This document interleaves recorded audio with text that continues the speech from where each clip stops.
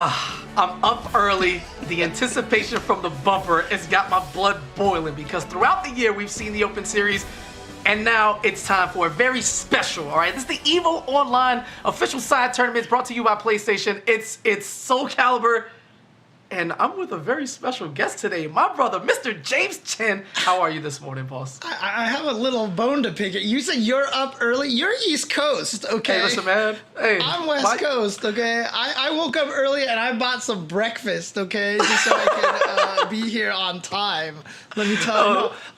I'm super happy to be here, obviously. Like, I've told you this myself, that I always told myself one day I want to commentate Soul Calibur with Katana Prime, and here we are.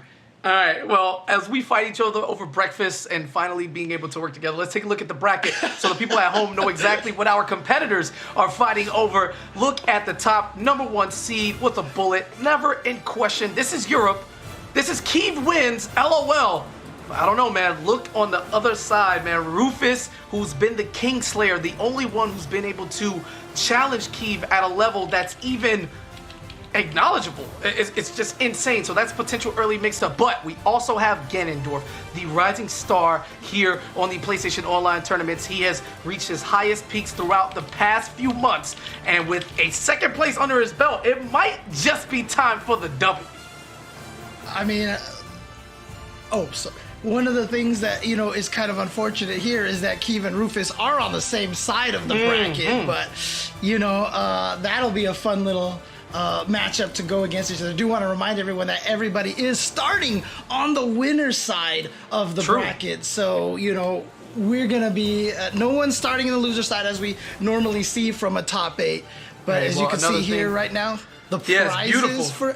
Yeah. Not only do they all start on the winners, the upper bracket side, they all get paid regardless of the situation. Just, you made it this far. First place, $350 in the prestige, of course. Second place for $200. Third place, $150. Fourth, $100. And, fifth through eighth, gonna take $50 a piece. And, you can convert that to whatever your local currency is, and it's gonna be great, and you love to see it. So it might be just a little bit more than expected there. I'm ready for an absolute show.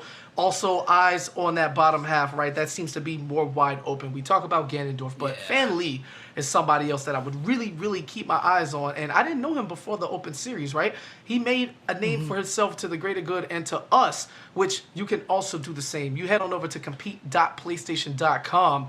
You can find yourself free entry, you know what I'm saying? All they need is a little bit of time out of your day and in the comfort of your own. Listen, you don't even got to have the whole Evo shirt. You don't got to do your hair. None of this nonsense, bro. You can kick back, sit, pick up a leg or two and just, get that PlayStation ready and make this money. So definitely $350, right? I mean, that's all you do. Just sign up and let's get going and play some matches like these guys are going to be doing right now. I mean, we're going to try to jump in the first match as quickly as we can. First match is going to be against, as we talked about, probably the favorite here, because if there's anything about Soul Calibur in France, it's Kiev, right? I mean, this guy is...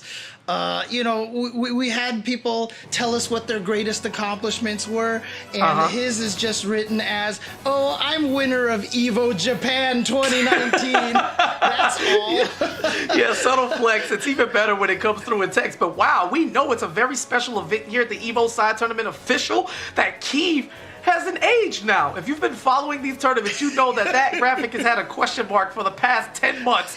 And to know in confidence that Kiev is 30 plus, all right, forget them kids. We are out here with a phenomenal 100% record here in the EVO. Clean run, hasn't dropped a game in a set, hasn't dropped anything. But his opponent, Saywin, who's been here before, all right, another member of the 30 plus game, another member of France. Do not sleep on them. Yoshimitsu, one thing you're also going to get on the European side of things is a lot of character variety. Game runs deep, the balance as well. And this is one of those in-house battles, right? You kind of hate to see them, but the deeper you go into the tournament, the more likely you are to run into top players. And if there's anything we know about France, again, I say this time and time again, when you are born in France, the doctor doesn't slap you or they don't start the paperwork. No.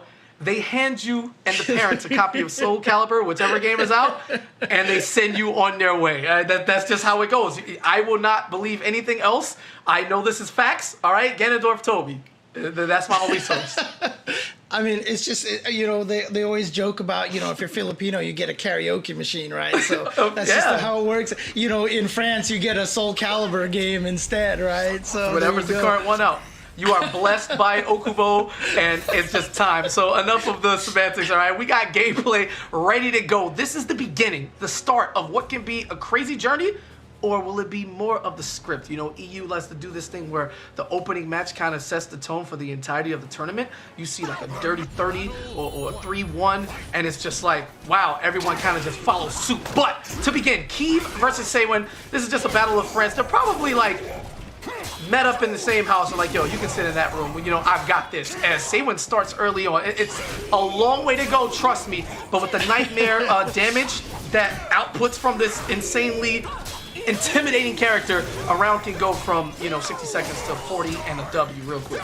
Yeah, and obviously, as we mentioned, Kiev probably the favorite for this tournament right now, but would be exciting to see an upset. Like, look at this great start from Saewon here, taking the first round over Kiev.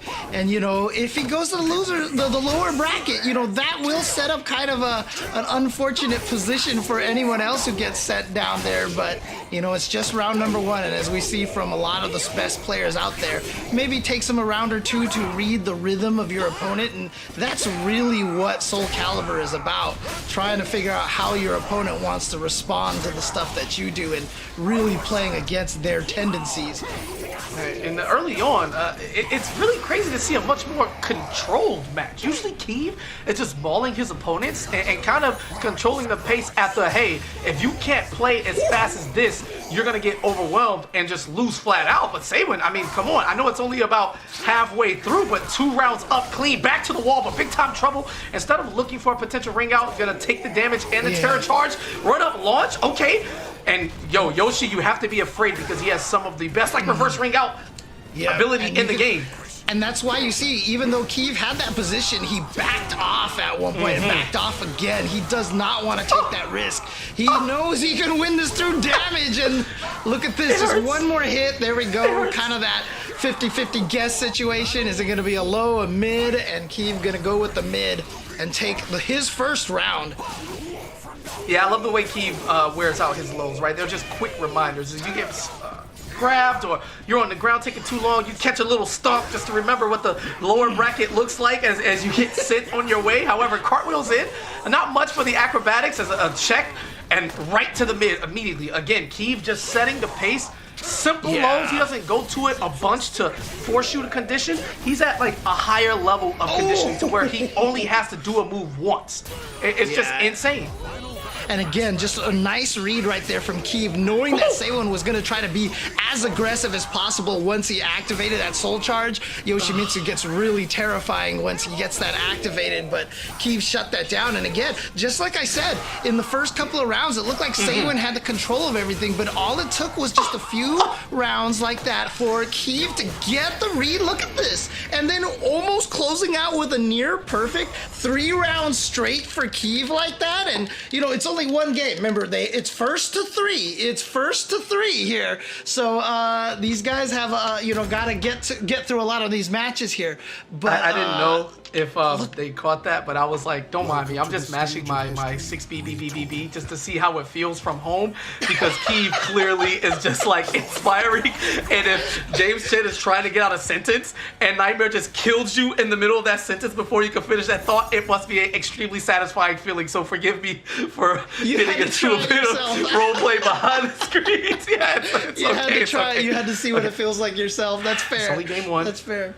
Now I gotta bust out. See, now what I gotta do here? You're gonna make me bust the joystick out here, right? So I gotta. Alright, cool.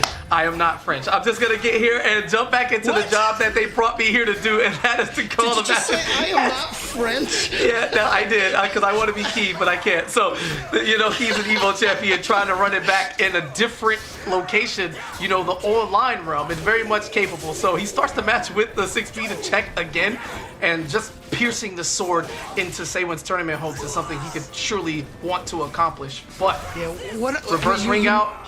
Oh, Yeah, you mentioned that they're playing online here. One of my favorite facts of the Soul Calibur community is, the big events like the big Soul Calibur exhibition, Evo Japan, etc. Everybody seems to have won out of their country. America won an Evo Japan, Kyiv won an Evo Japan, I think it was Korea won the Evo US. France won the big Soul. It's always been one of the different areas here, but now that it's online, it's like anybody's game at this point in time. yeah, that's sick. Nice slice from the back there. Shout out to all the regions. Just slight thing, it was Utoto who took that. So, that was going to be Japan out there. Slice up, slice and dice. Take him to the corner. Oh, okay, face the unblockable, but lets it go early, but it's just not enough. Counter hit electricity is one of the most satisfying visuals you could have. And I think all the fighting games, honestly, it is a clear indicator that your opponent was pressing, and they are certainly going to reap the benefits of doing so. And again, you tell Nightmare he has an extra chance to get free damage and links that he wouldn't necessarily get on normal hits. And he's going to show you the biggest smile ever, except it's under the mask, so you don't get to see it. How about a ring out? Not quite. No, instead, nice just combo video right there, but then the 8-8B right there to get the launch and finishes him off. Okay, so maybe Saywin here can do a reverse here. Kyiv taking the first 2 rounds. Let's see if Saywin can now go 3 rounds in a row. Gets the from crouching 3K. Yeah, very, very uphill battle there. He did have that perfect duct just to continue the offense. But again, 1 round, it's flashy for a highlight package, but it's not enough to win. So outside of that, I'm going to see more strength. I'm going to need it because what Kyiv is doing is evolving before your eyes. The first game was slow, right? Control, let's fill you out. You want to play more neutral heavy, space-based. You want to go out there and, do your little meditates and all this little fancy fly helicopter stuff. Yeah, I'm Nightmare. I don't care about any of that. My sword is big and it just I just do damage. Everything. Yeah, absolutely. I hit you once and you're dead. And so Kyiv. So in game 2, going up 2-0 right here.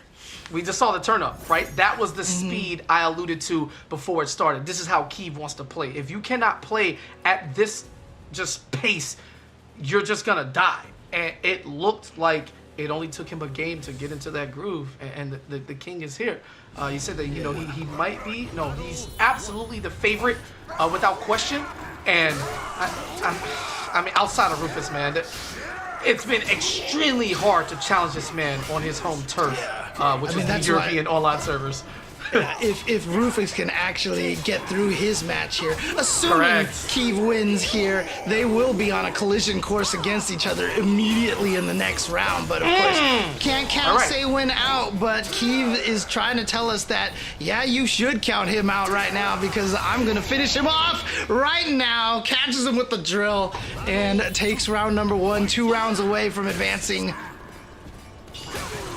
It's so good there. That's why I'm in the commentary booth here, looking ahead to matches, right? That's exactly how you get smoked and not keep the composure necessary to focus on the opponent ahead of you. Kyiv leaving the wall at red. He had an opportunity to break it in the previous round, but has such a life lead that it just didn't seem plausible to waste that, right? Getting that wall break can result in a much easier ring out in this map, especially with players of this caliber who have these optimal combos now ready for positioning, damage, whatever, counter hits, spacing, whatever you want to do, but doesn't even need it. This is getting out of hand, James, and Saban's gonna need a little bit more than a miracle to run this back. Yeah, he's got a lot of resources right now. You see, he's got all the meters here. How is he going to use this? Obviously, Yoshivitsu can do lots of stuff, but actually getting a lot of the lows in right now from crouching 3K. I also saw a lot of good side steps from him in the last round. Look at this pressure right now from him. Nice tech. Yeah, I like that. Yeah, of course. There's no way. You're not going to get thrown back at all, especially with the broken wall and knowing that you have such a huge life lead. Like, it makes sense for Saban to back off, right? Doesn't tech that one because, again, he's going to try to tech every back throw. You can have the forward one for free. But not that time. Saban with the call out on the front escape. It's like, wait a minute, Kyiv, you're getting a little too saucy, right? It's been very popular in modern fighting games to take the throw in certain situations, right? Depending on life lead and where you are in the corner. But Saban thinking levels ahead, saying, all right, I'm not ready to lay it down just yet. Oh, no. Oh, did he catch him? I actually didn't see Kyiv in the middle of something. I thought Kyiv was going to be able to sidestep that in time, but he does get caught, and so Saban's going to have a decent life lead here now. Catches wait a him minute. laying on the ground. Look at this damage here. He just probably needs one solid combo at this point, but we know the kind of damage output that Nightmare can do. Gets the Grimstride in there, and now going to be charged up here. He's going to need to stay away from this wall. Big time trouble. This is going to be it. Actually, yes. No. Oh, my God. Just when you thought... Why? Just when you thought you had the round, you had the momentum, but you know what?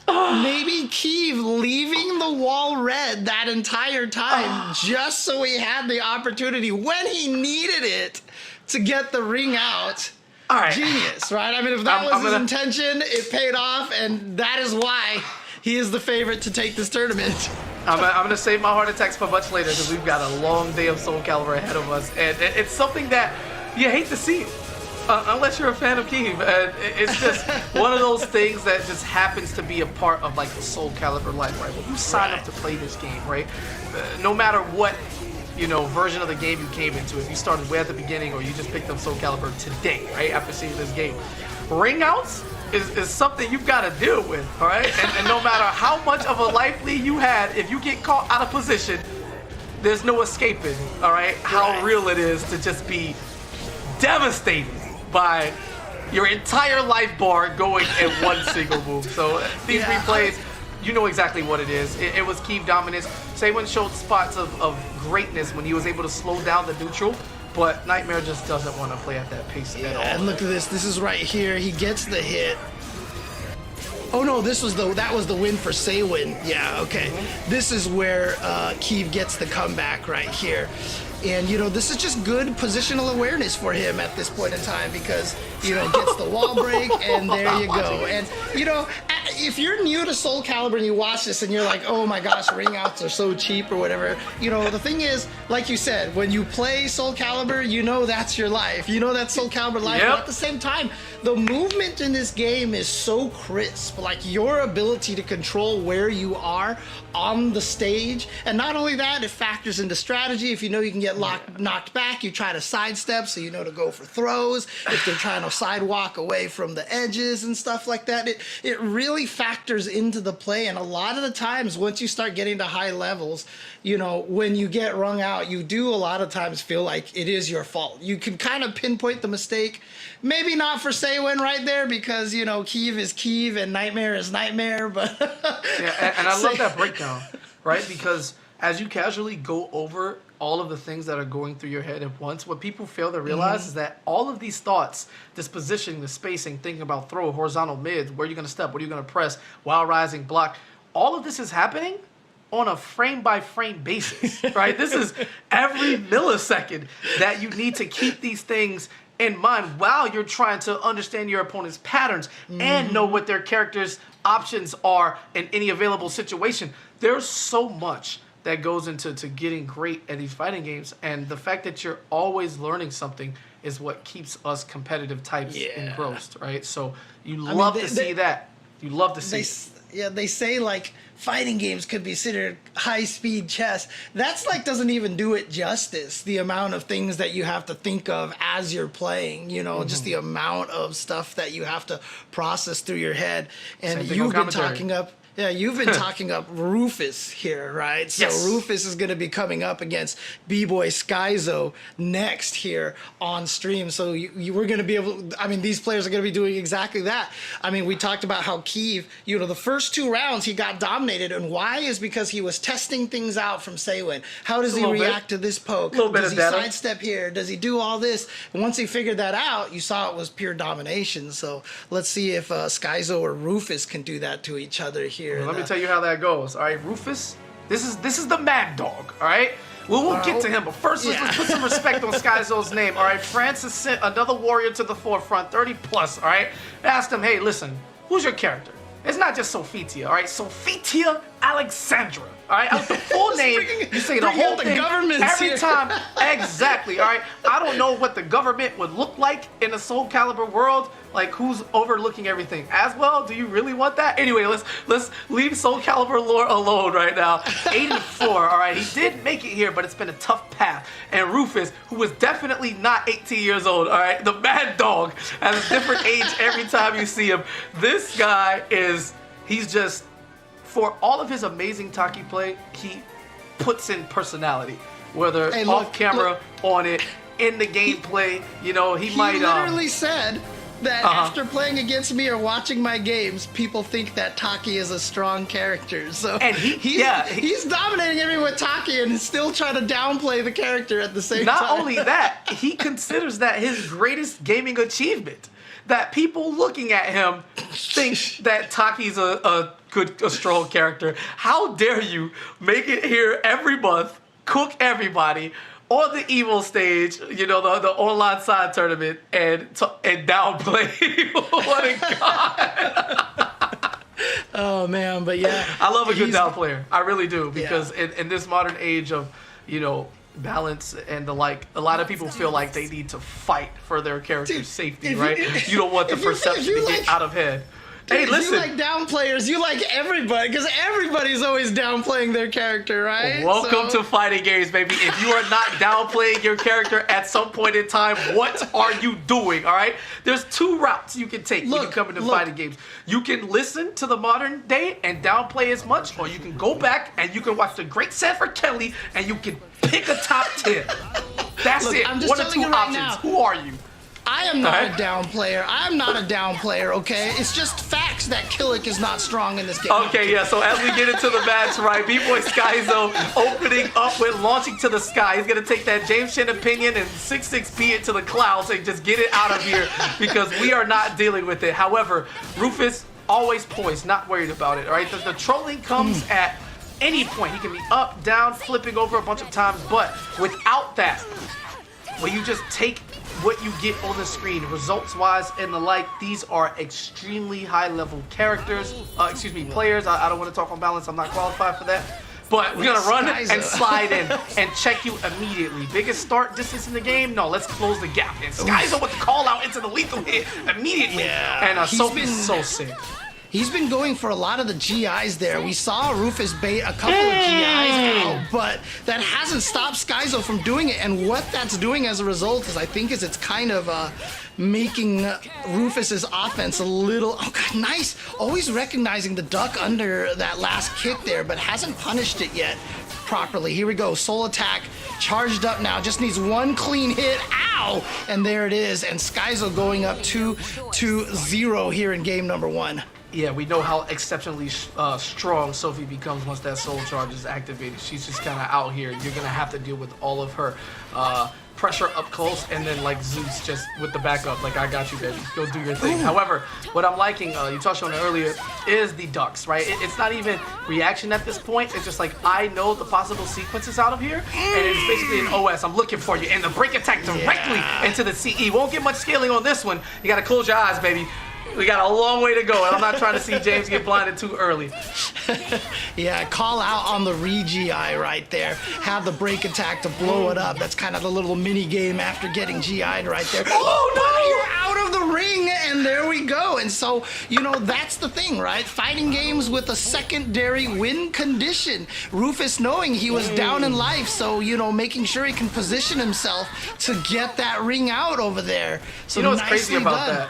It's at a high level, you know that in positions such as the one in the previous round, that characters and players are looking for the ring out opportunity, right? Yeah. So you want to defend against them. However, you don't want to just open yourself up in a different light. Like, okay, I'm going to block all the lows and then all the mids hit you, right? I think there's just something about like pride where you want to feel like you can block it all, but you can't, because no matter who you are, if you do nothing but guard, you will get opened up eventually. It does not matter who you are. It only matters when.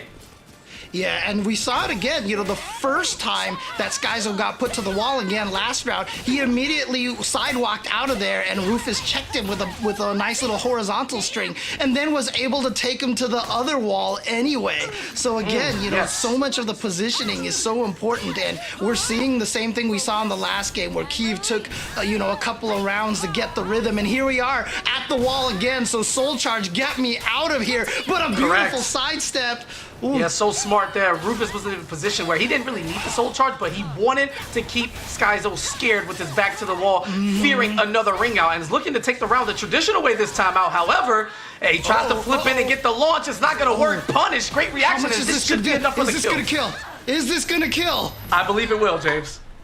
Oh no! Not quite. Scaling! Oh, what am I talking about? I'm gonna commentate with James Tidd. The rules are different, so Yeah, that's what he- exactly. It would have killed, except I'm here. So then it Correct. doesn't. Woo! Okay. That's Look so at this. bad. It is the Skyzo, they're Chinzor bringing it tax. back. All right, I need to apologize to commentators everywhere. I'm sorry, I did not pay my Chinzor tax immediately. Of course, it's not gonna kill the, this guy over here. All right, That's what I'm here for, man. That's what I'm here. But look at that. I love that. Skyzo able to stave off that. He was up 2 rounds, got caught up, tied 2-2, was still able to keep the composure, taking game number 1. That's got to build up a lot of that confidence going into game number 2. See if he can try to cause this upset against Rufus. Now, however, we're talking about Rufus. He's seeded number 4. Skyzo's seeded number 5. So they're really not that far apart in seeding. So Not at all. we definitely can't count Skyzo out of this. Yeah, the story in that last match was made me exceptionally happy. Rufus just went to it again. Even in that final round where he looked to take it, he went to that little shin kick to get the launch, right? He tried to flip in there, and this time Skyzo just believed in the instincts. It's like, okay, I'm not going to just try to block. I'm here, and I know after, let's say this amount of time, he's going to go for this. So Rufus just simply got met to the punch, and you love that. As a fighting game player, when you get the read, because you're taking the knowledge and just applying it, there's nothing more satisfying. And that was a very, very important game to steal because he was just winning straight up. You can't depend on only ringing people out to win any tournaments at the high level. I mean, obviously there's going to be the outliers and the exceptions to the rule, but you're going to have to come with some neutral straight up, and you're seeing more of it here in game 2 as Rufus takes round 1. I've often told people who are trying to get good at fighting games, you're going to get to that one point where for some reason, and you're not even sure why, but you know exactly what your opponent is going to do, like 5 decisions in a row, and you blow them up 5 times in a row, and it feels like the greatest feeling ever. That's one of those big epiphanies where fighting games just start to make sense, and you realize why they're so great and why they're so fun. Yeah, right there again, you see Skyzo looking for the specific strings in which a high is coming so that he can duck them. However, Rufus switching it up that time to go for a different form of mix-up, but they both just end up going their separate ways. There's a lot of mind games happening under the hood right now that aren't as easily visible to the basic eye, but how about a CE just out of range? Too Yeah, far. very unfortunate situation, but still alive. However, the breakdance boogie, baby. Taki invented breakdancing. This is the first time you saw it. All right, just give her props. And Rufus, 2 rounds straight. What an answer from the Mad Dog. Yeah. Just going for the low option right there. Oh, nice. Gets the sidestep lethal hit now. And gonna be some decent damage here. I mean, the lethal hits, obviously, they give you a lot of combos. One of the nice things that they did is they made sure that the lethal hits, I mean, depending, like, if Nightmare... Oh my God! I'm just gonna stop talking. I'm just gonna see the stop finesse? talking because... Just...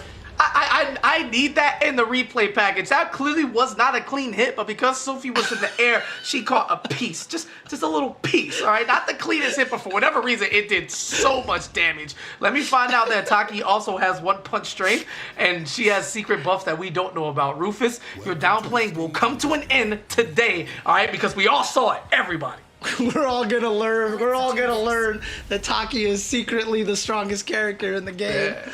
Oh, There's man, a lab monster somewhere right now. Like, you know what? Maybe if you hit on this pixel, on this active frame, in this position, this move does 800 damage instead of 8. Yeah, but I'm curious now. See if Skyzo's went for the stage change I'm trying to see. Yeah, and probably just maybe hoping for a stage without a ring out, right? Oh no, actually they went to the same stage. They're in the same stage now. So again, that happens stage, sometimes. Random, LOL. Just pick a different stage, forehead. Anyway, it's another thing we're seeing from the greatness of all these characters and the players. Not to take away from anything, but it feels reminiscent of just the previous set we saw. Game 1 between Kiev and Saywin looked kind of, we're gonna go for a different approach with the heavier neutral, and then it just got out of hand.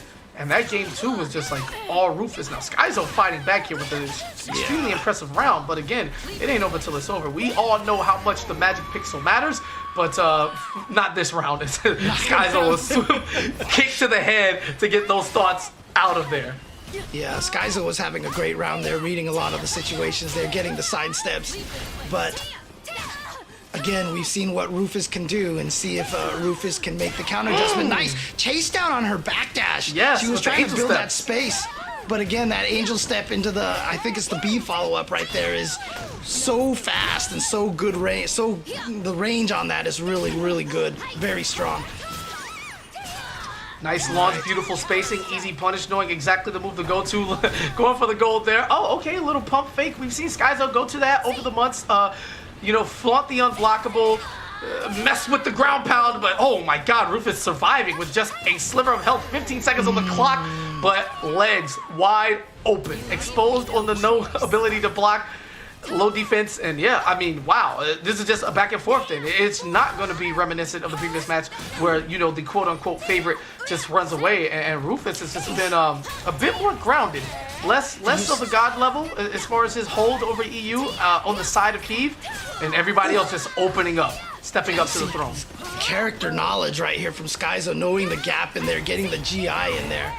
And like I said, I feel like Skyzo right now is, even though he's down on life right now from the past 3 rounds, including this one, I feel like he's had a really strong read on what it is that Rufus wants to do. And look at this, he has that position, ring out potential, tries to go for the GI. And look at that, he even has the hop to go over the low attack. What a perfect read in that situation. No Gets way. The guard break. And the side step. Stop it. First. Stop Dude. it. Stop it. Like I Easy. said, even though he was down in life, I felt like Skyzo had the reads, even to the point where he knew that with no health left, a low was gonna take it. And you saw he had the jumping attack in there. You know, he had the low crush, the low crush over there, and got the guard break, got the launch, had the perfect position, and he put himself into that position by being super aggressive and making sure that Rufus was back to the edge. So again, very earned ring out there. Imagine what that call out does, right? It's one of those situations where you have no life, and at high level, a lot of people are not gonna die blocking when they have no health, right? It's like, okay, I have to try something.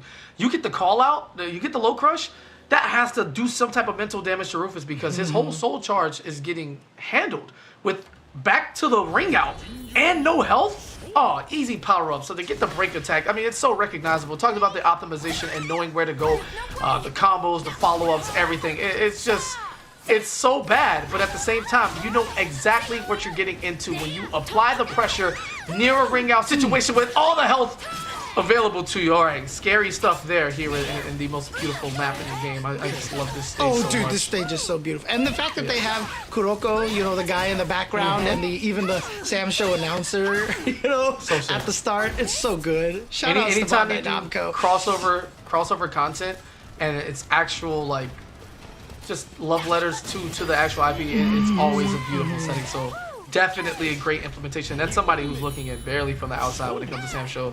It's just sick stuff here. However, Rufus, I don't think he was very fond of losing that last round in that fashion. It's just another day at the office, but you're seeing him go less and less to the 3-hit string with the kick that's being ducked, not taking too many big risks, but also Rufus not as comfortable seemingly as we see him time in and time out. Is playing more solid. Skyzo's forced him to slow this all the way down, so Skyzo definitely in control here of the mental game. Yeah, look at this, and then another side. So he sidestepped that attack, is gonna get the kill here. Previous to that, he blocked a break attack. He's minus, and he still attacked. And he was right. He checked Rufus coming in, trying to steal some turns. Skyzo right now, like I said, has the read on Rufus. He is playing so smart right now. It's like every time he tries to get away, here comes an angel step, follow you, all right? I must see you. You must feel my sword, all right? Let's stay within my vicinity, and the spacing has just been immaculate from Skyzo. But finally, call out on that GI. Oh my God, gets the wall, extra damage, resets him, and gets the throw. It's just sync all the way, jumps right back in. Okay, now Rufus turning on the heat, and wow. You see the respect? He just blocks there for 3 seconds when he had all of the momentum in his favor. Yeah, and Skyzo was able to step guard his way out of the corner, but now look at this. Big lethal hit. Oh no, drops the end of that. but catches with the mid. Okay, Skyzo expecting a low, crouching in the middle of that. Rufus trying to take this round now to get to 2-2. He runs up, keeps it safe, solid. Nice easy combo, no launch, a bit too ambitious on the follow-up punish there from Skyzo. After the complete whiff, nothing from Rufus again, does not want to overexert himself there. Break attacks, and we know Skyzo loves to build up that guard gauge if possible.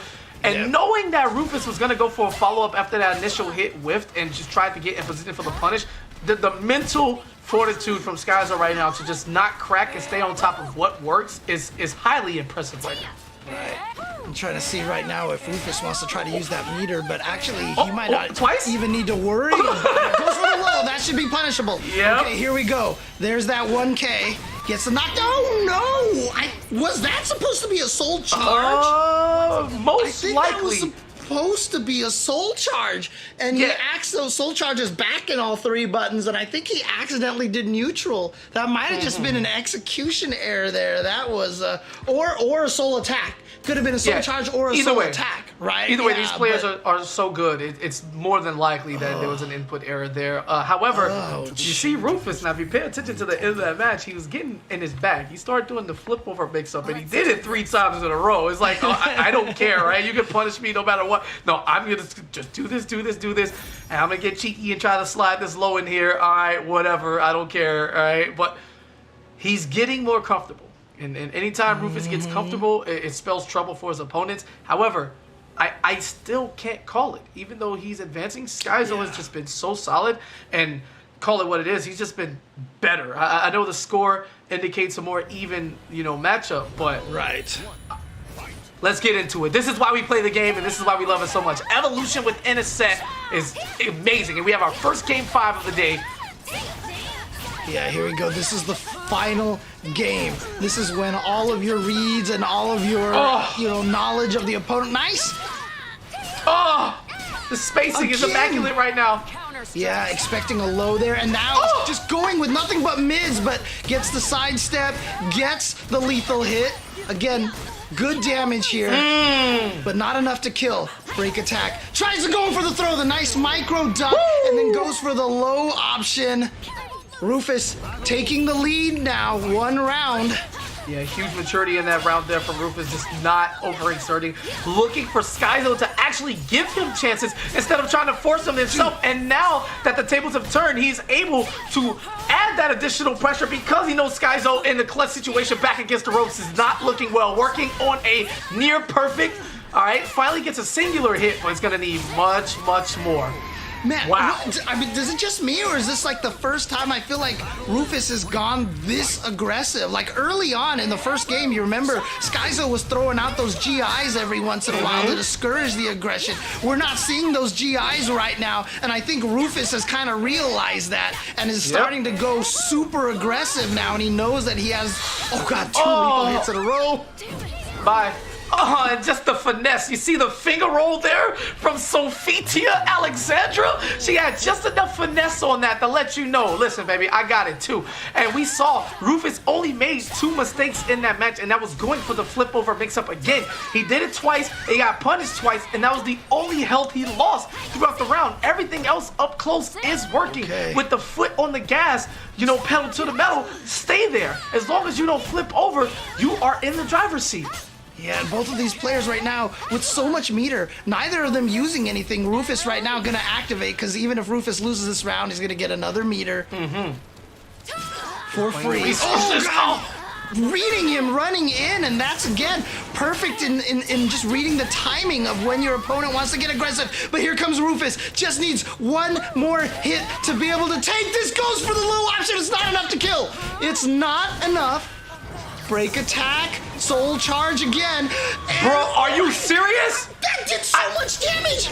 Yeah, nah, James, this is definitely your fault that breakdance did not kill. It is meant to be. Game 5, round 5, early on the start. Angel step, aggression coming back to Skyzo, figuring out exactly what he wants to do, how he wants to play it, tapping the legs, and now Rufus right back at you. No flip mix up, just gonna take my single hits, pop the soul charge, let's go. What do you want to do? You want to activate? You can't. So now you have to deal with this. Working on the guard gauge, flashing yellow, beats the CE out, and Rufus is in big time danger. Yeah, and one of the things that's really important is a lot more more angel steps right now from Skyzo. We saw Rufus being aggressive a lot with AA. That has a tech crouch on it, the angel step. So trying to stave off that offense. There is so much going on right now, doing the breakdance, and not the move, but in the movement itself. Got him from the backside throw, kind of. This is a lot of damage. Follow up, Oki incoming. What's the mix-up? Roll into nothing, trying to find a lethal hit, but gets a launch instead. All right. Oh my God, James, this is so clutch. Oh my, this is down to the wire here. Oh, the launch. He just angel stepped in there, waited a second, and then went for the launch. Rufus crouched at the last second, expecting a low, and got caught. Skyzo, B-boy Skyzo, clutching it out at the very end. What a match, and we've just started, dude. This is what you signed up for. This is what you signed up for. The high drama, high octane, high adrenaline EU action. No script today, baby. Kiev is just kind of doing their own thing, 3-0. All right, whatever. I'm just here. I'll meet you when I meet you. But everybody else is fighting tooth and nail as we get into these replays early on, right? Here's an opportunity. Bow. Gets into it. All right, I'm losing a ring out. Couldn't quite close that out with all ring outs. This one was a bit more neutral based, but it was Skyzo being able to take advantage with some great sequences and fighting out of the corner wonderfully after that one. After that sequence. That was what woke him up. Yeah, that woke him up and gave him this right here. The call out and the break attack. One more. There, yeah. And then gets the lethal hit, or the break, I'm sorry. And then the little sidewalk to make sure he was at the right angle. Genius. Yeah, huge the momentum shift there. But as we got into it, Rufus was not to be undone. Tries to flip over to catch the tech, or just catch him on the backside where you can't block, sidestepping. And again, Rufus came out the gate, pedal to the metal, high aggression, wins the first 2 rounds of the final game. So you have to imagine the disappointment and not being able to close it out in a situation that didn't result in ring outs to begin with. This was just clean Calibur right here. He was getting outplayed in every definition of the word. And one of the things I just want to add on, I see these people in the chat. It is never too late to get into this game. This game is so good. It's so much fun. This is actually my first Soul Calibur. And the way that my brain is like, what have I been doing my whole life? Like, how have I been missing out on this? Like, this game is so enjoyable. It's never too late. The community is wonderful. Soul Calibur community, honestly, is one of the best fighting game communities out there. It is not too late to get into this game. So if you want to pick this up, a lot of people out there who will be willing to help you learn this game and play. It's so much fun. It's exciting. You feel good when you play it. And I'm sure right now Rufus isn't feeling so good, but the Kiev Rufus potential matchup here may have to wait until like grand finals or something if Rufus can break his way all the way through the lower bracket. It was easier to talk about it when they had each other's path, like, one set away. When you get dropped down to the lower bracket in round 1, that is a lot of sets you need to win to claw yourself back. But we've seen this before. Not only just in general, but from Rufus himself. So I'm sure it's not the end of him. I just want to say congratulations to Skyzo once again. Oh, yeah. Beautiful clutch gameplay, which sets up the France semifinal to the surprise of no one, actually.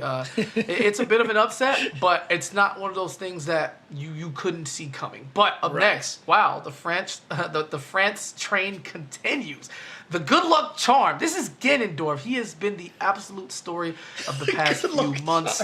And without winning. So you told me the story of that. I'm the good luck charm. I'm sure I mean, listen, Ganondorf appreciates that nickname. I'm not going to make it about me, but he's my good luck charm. It's an inside thing that he and I have, and I love more than anything to see this man flourish, all right? He's been knocking on the door, right? Made a few finals here and there, wasn't consistent, and then it became consistent, right? Gets 7th here, 1 week, it's 5th, 4th, 2nd. It's just been a steady ascent towards knocking on the door to a championship. And what would be a better place than the protagonist who is trying to slay the monster that is Nightmare than here in the Evo side tournaments officially, all right? Ganondorf repping as well. It's been loyalist all the way. He hasn't had as clean as a route here as Kiev did, who hadn't dropped a single game and still hasn't, by the way. But still exceptionally strong, all right? Hasn't been threatened in any of the sets.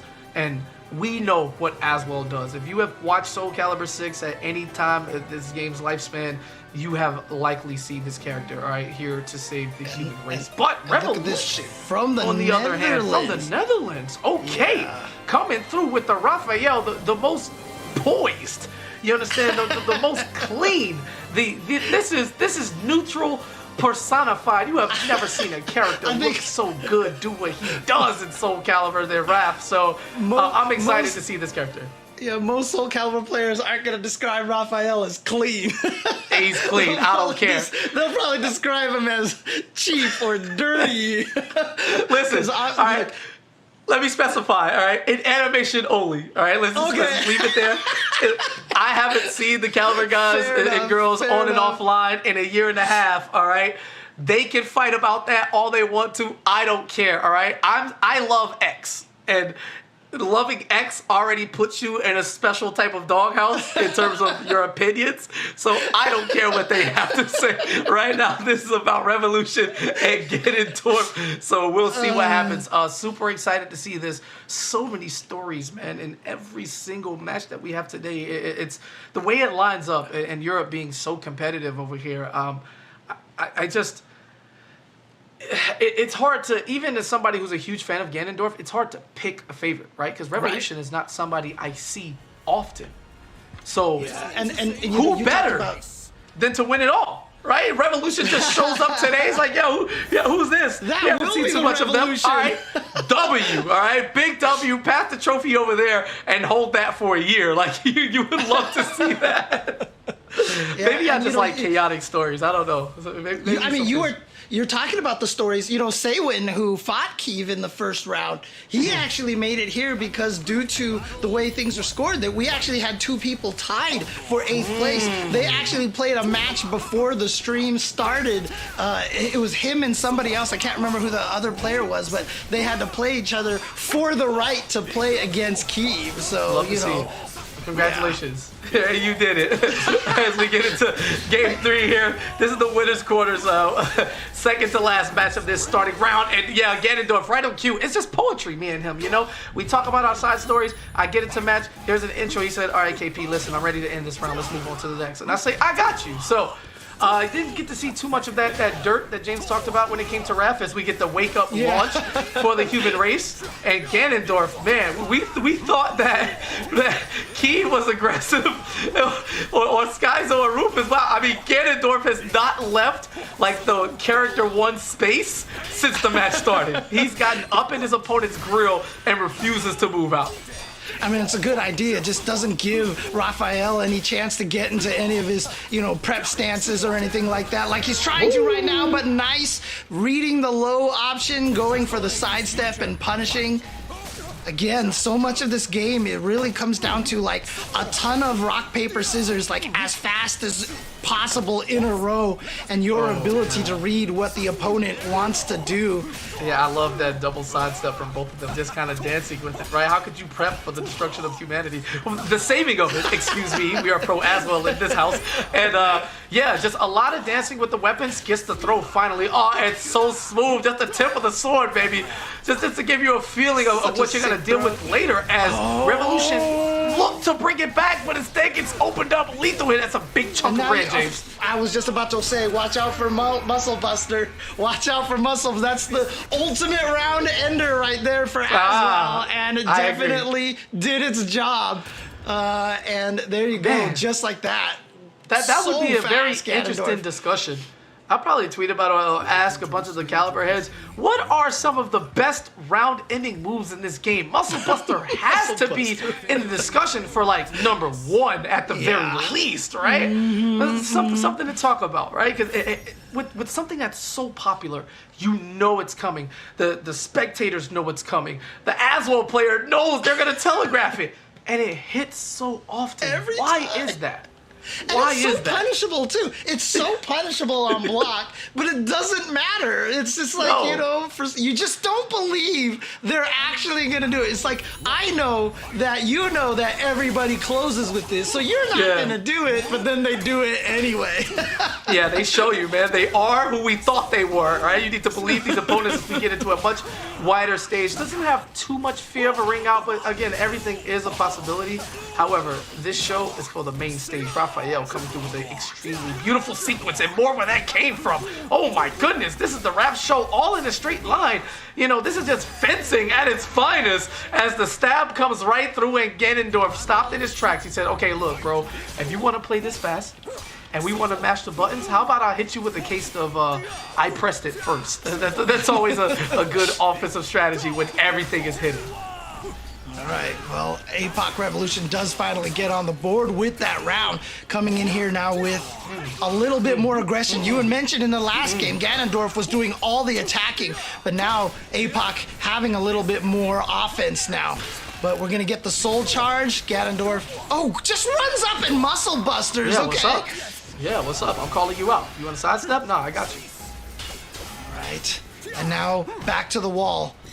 Kind of a scary situation. Scoop. APOC Revolution fights his way out, gets the throw, needs one more hit, and goes for the mid. Come on, man. Right there. You're going to tell me that wasn't the most graceful throw ever? He did a whole Michael Jackson spin on him. You saw that? He stepped on him with both feet and twirled his whole body on the ground. That's like, you do that in a music video, you got to copyright it so nobody else can ever do it ever. Like, that's it. Man, listen, bro. It Rap could only is a get god. better if it could only be better if he did like the smooth criminal on him, like he leans forward, you know. Oh, of course. And with the glasses at the... Oh, stop it. Anyway, keep it continuing on. He's in big trouble, right? I don't think Aswell is a fan of the flashiness as he's working on a red guard gauge and low health. Yeah. No matter But see- what happened there, you were going to be in big time trouble and didn't even go for the ring out. Wanted to kill him the old-fashioned way.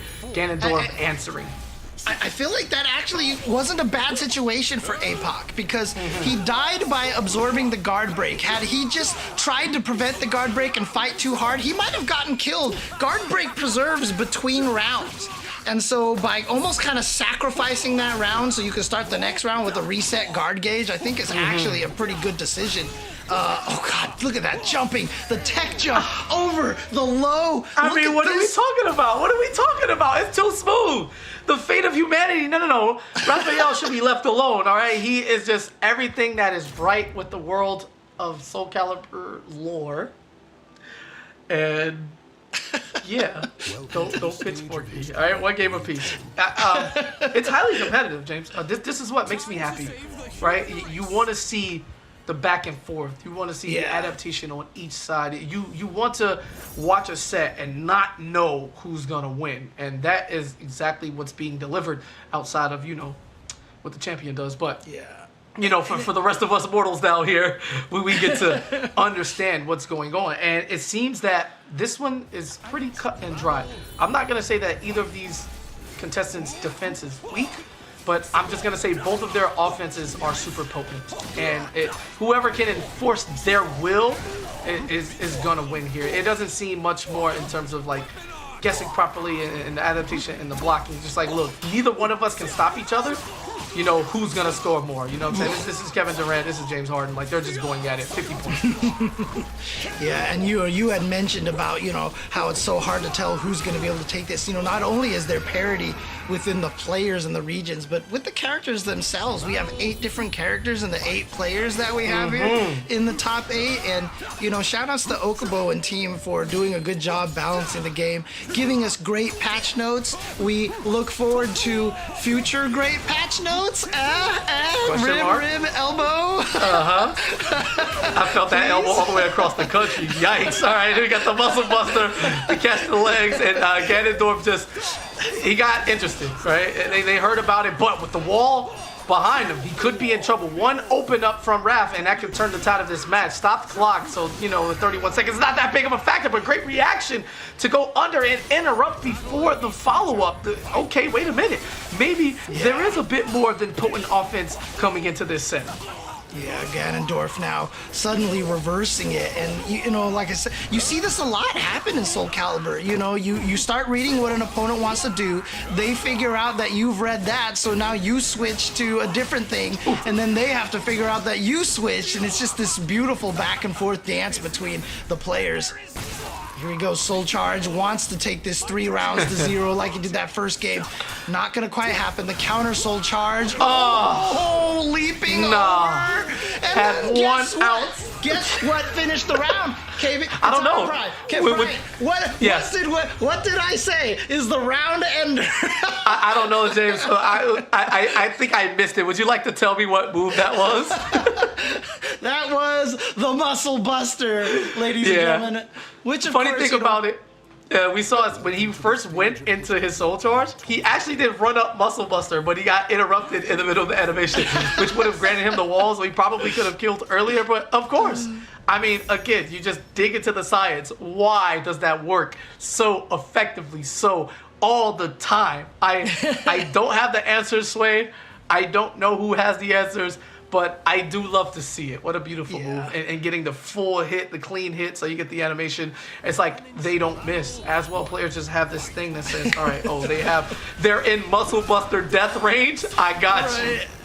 Yeah, I mean, it's like watching, like, whenever you watch Blue God, I swear, it's like he ends every round with it almost as like a message, you know? Yeah, absolutely. Remember, but please. You know, it's just one of those moves. It's nice because obviously you're more scared of mids in this game than you are of lows, but then at the same time, Muscle Buster also catches the side steps as well. So, you know, there's just a lot of potency from it. Of course, the negative is that it's very punishable, and you have to get into the, you know, you have to be in axe mode to be able to have it come out as fast as possible. Yeah. But let me ask you a question. Do you think Aswell players care about getting punished? No. That confidence is what allows them to rock so much. And like that sequence, very fortunate trade for Ganondorf because there was a duck and Revolution was about to launch him into the seas. But instead, we're going to take a backdrop again, get a nice view of the aerial portion of any map. Oh, this is going to hurt. This may kill, actually. Okay, didn't quite get the move to him into the wall, but... Okay, but then, yeah, there we go. Catches with the low. And then, you know what? I'm just going to launch you out for good measures, add insult to injury, but Ganondorf now with all the momentum, 1 round away from taking this. APOC Revolution's got to figure something out. But see right there, the read, he was crouching, caught hit, and then the dunk. And then he dunked him out of... That's it. Disrespectful way to end it. Just taking you into the air, alley-oop to yourself, dunk him right out of the ring, and Ganondorf is gonna move on. I don't want to laugh at people's misfortune, but like some of these ring outs are so incredibly disrespectful. That's how it makes me feel on the inside. You know, maybe I have a bit of that Aswell blood in me, right? Because we've all seen the win pose where he's just laughing hysterically. I share that sentiment because the human race does need to be saved. And you take a look at this replay and become more enlightened on your path of being a better Soul Calibur person, all right? Believe in Aswell and his teachings because it is not nonsense. It is phenomenal. We did get an excellent sequence here in game 2 where Revolution started to wake up and he figured, all right, outmatch offense with offense. However, it didn't quite have the layers, right? It worked, and as it continued on throughout the set, Ganondorf just got better and better at weathering the storm. And yeah, but although I Raph has this.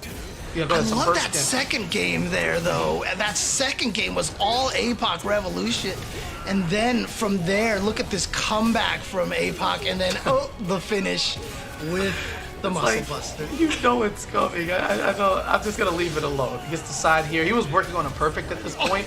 So there was like one follow-up mix-up, even if he didn't get the ring out in that situation, and it just got pretty ugly pretty fast. All right, James, check this out, right? We have 3 players in the semifinals of the upper bracket. All 3 players hailing from France.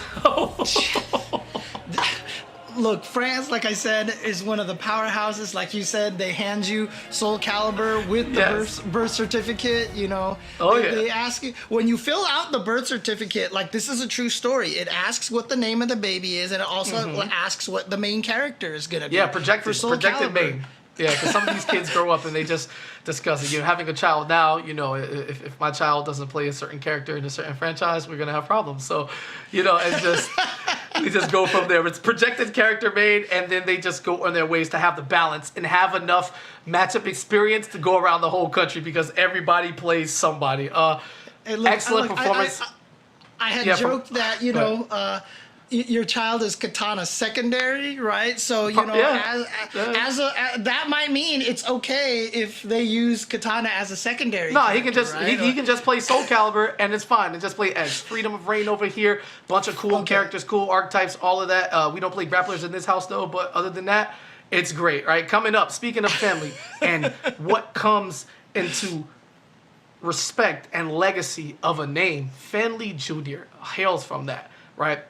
Older brothers, fathers, all played Soul Calibur, all share the name Fan Lee as the tournament name, and they all play Maxi, all right? Now, that segue was straight up, it just happened naturally. That was not set up. It's wonderful that the connections, that family comes through when it comes to fighting games and passing down the knowledge, because a lot of the fantastic players in their youth across all of the scenes come from families where an older brother played or a family member played, and they've been holding a controller learning fighting games since like 8 or 9 or something like that. And Fan Lee is no stranger to that. Fantastic Maxi player, super fan favorite throughout the Open Series. So, I'm expecting a lot here. However, Mindros, Croatia, all right, representing Croatia. This is 35. We don't care. Forget these kids. That's the motto. So Fan Lee got to get laid down today, and Ivy is here to whip some sense into these young bucks who think because everything is so accessible, they can just be bigger, stronger, and faster than us because they are. I don't like it. We're fighting back. All right, let's go. 30-plus gang. Now, all I'm doing is, you're sitting there talking about, Fan Lee's history and everything. Yeah. I just picture Dom Toretto standing there going, Fan Lee. Well, if how Dom I'm gonna win? Because of Fan Lee. I mean, that's actually not bad. We need to ask. Let me tweet at Vin Diesel and see if he's ever played Soul Calibur and ask who he made. So that would be like crazy. Anyway, memes aside, you're gonna get some fire Soul Calibur action, and Maxi, one of the more technical characters to watch as we see, throughout the lifespan. Shout out to it's going to be interesting because, Ivy is going to be the ranged zoner character, although she does have some juice up close as well. But you're going to see a lot of the range that she has. She has some of the farthest mid horizontals, for example. And of course, Maxi, like you said. Look, in my progress of trying to learn Soul Calibur, I ask top Soul Calibur players, what is Maxi doing? And their response is usually, I don't even know what Maxi's doing. I ask Maxi players what Maxi's doing, and Maxi players are like, I don't know what he's doing. Yeah, now that's straight up downplaying. I don't care, bro. Maxi players definitely, in my experience over the course of, just hanging with some of the people, they're like the low-key downplayers. Like, they know. I'm not even going to get into it. Let's just get into the game here and see whether or not Mindros is able to control that range that we talked about, because that's exactly what I wanted to get into, right? For Maxi and all of his mix-ups and the enhancements he gets as he, gets through his 7-star severance. It doesn't matter if you can't touch your opponent because she's playing you at spacing. But the thing about Fan Lee is that his ability to close the gap and knowing when to forego offense for positioning is so extremely strong. As you get the sidestep call out there on the CE, that's just easy. Reversal edge. Sorry, the RE. Easy to call out when somebody's being overwhelmed. That's what you should keep your eye on in this game. And again, this is what Maxi can do. Like you said, it kind of has a choice on exactly what you want to do. But against a character like Ivy, you want to get in there and just stay in oppression range right here. That's exactly what Fan Lee is doing. And Mindros just has not had an opportunity to do anything. Okay, goes for a little bit of a cheeky play right there. Goes for the unblockable, but then the comeback stopped short. Yeah, all for not. It really hurts to see that, right? Because you get comfortable in a position where you're like, oh, wow, we're just going to do fully charged unblockables all day. All right, Fan Lee, I don't think I've ever seen anybody win a match mentally as fast as I've seen this one.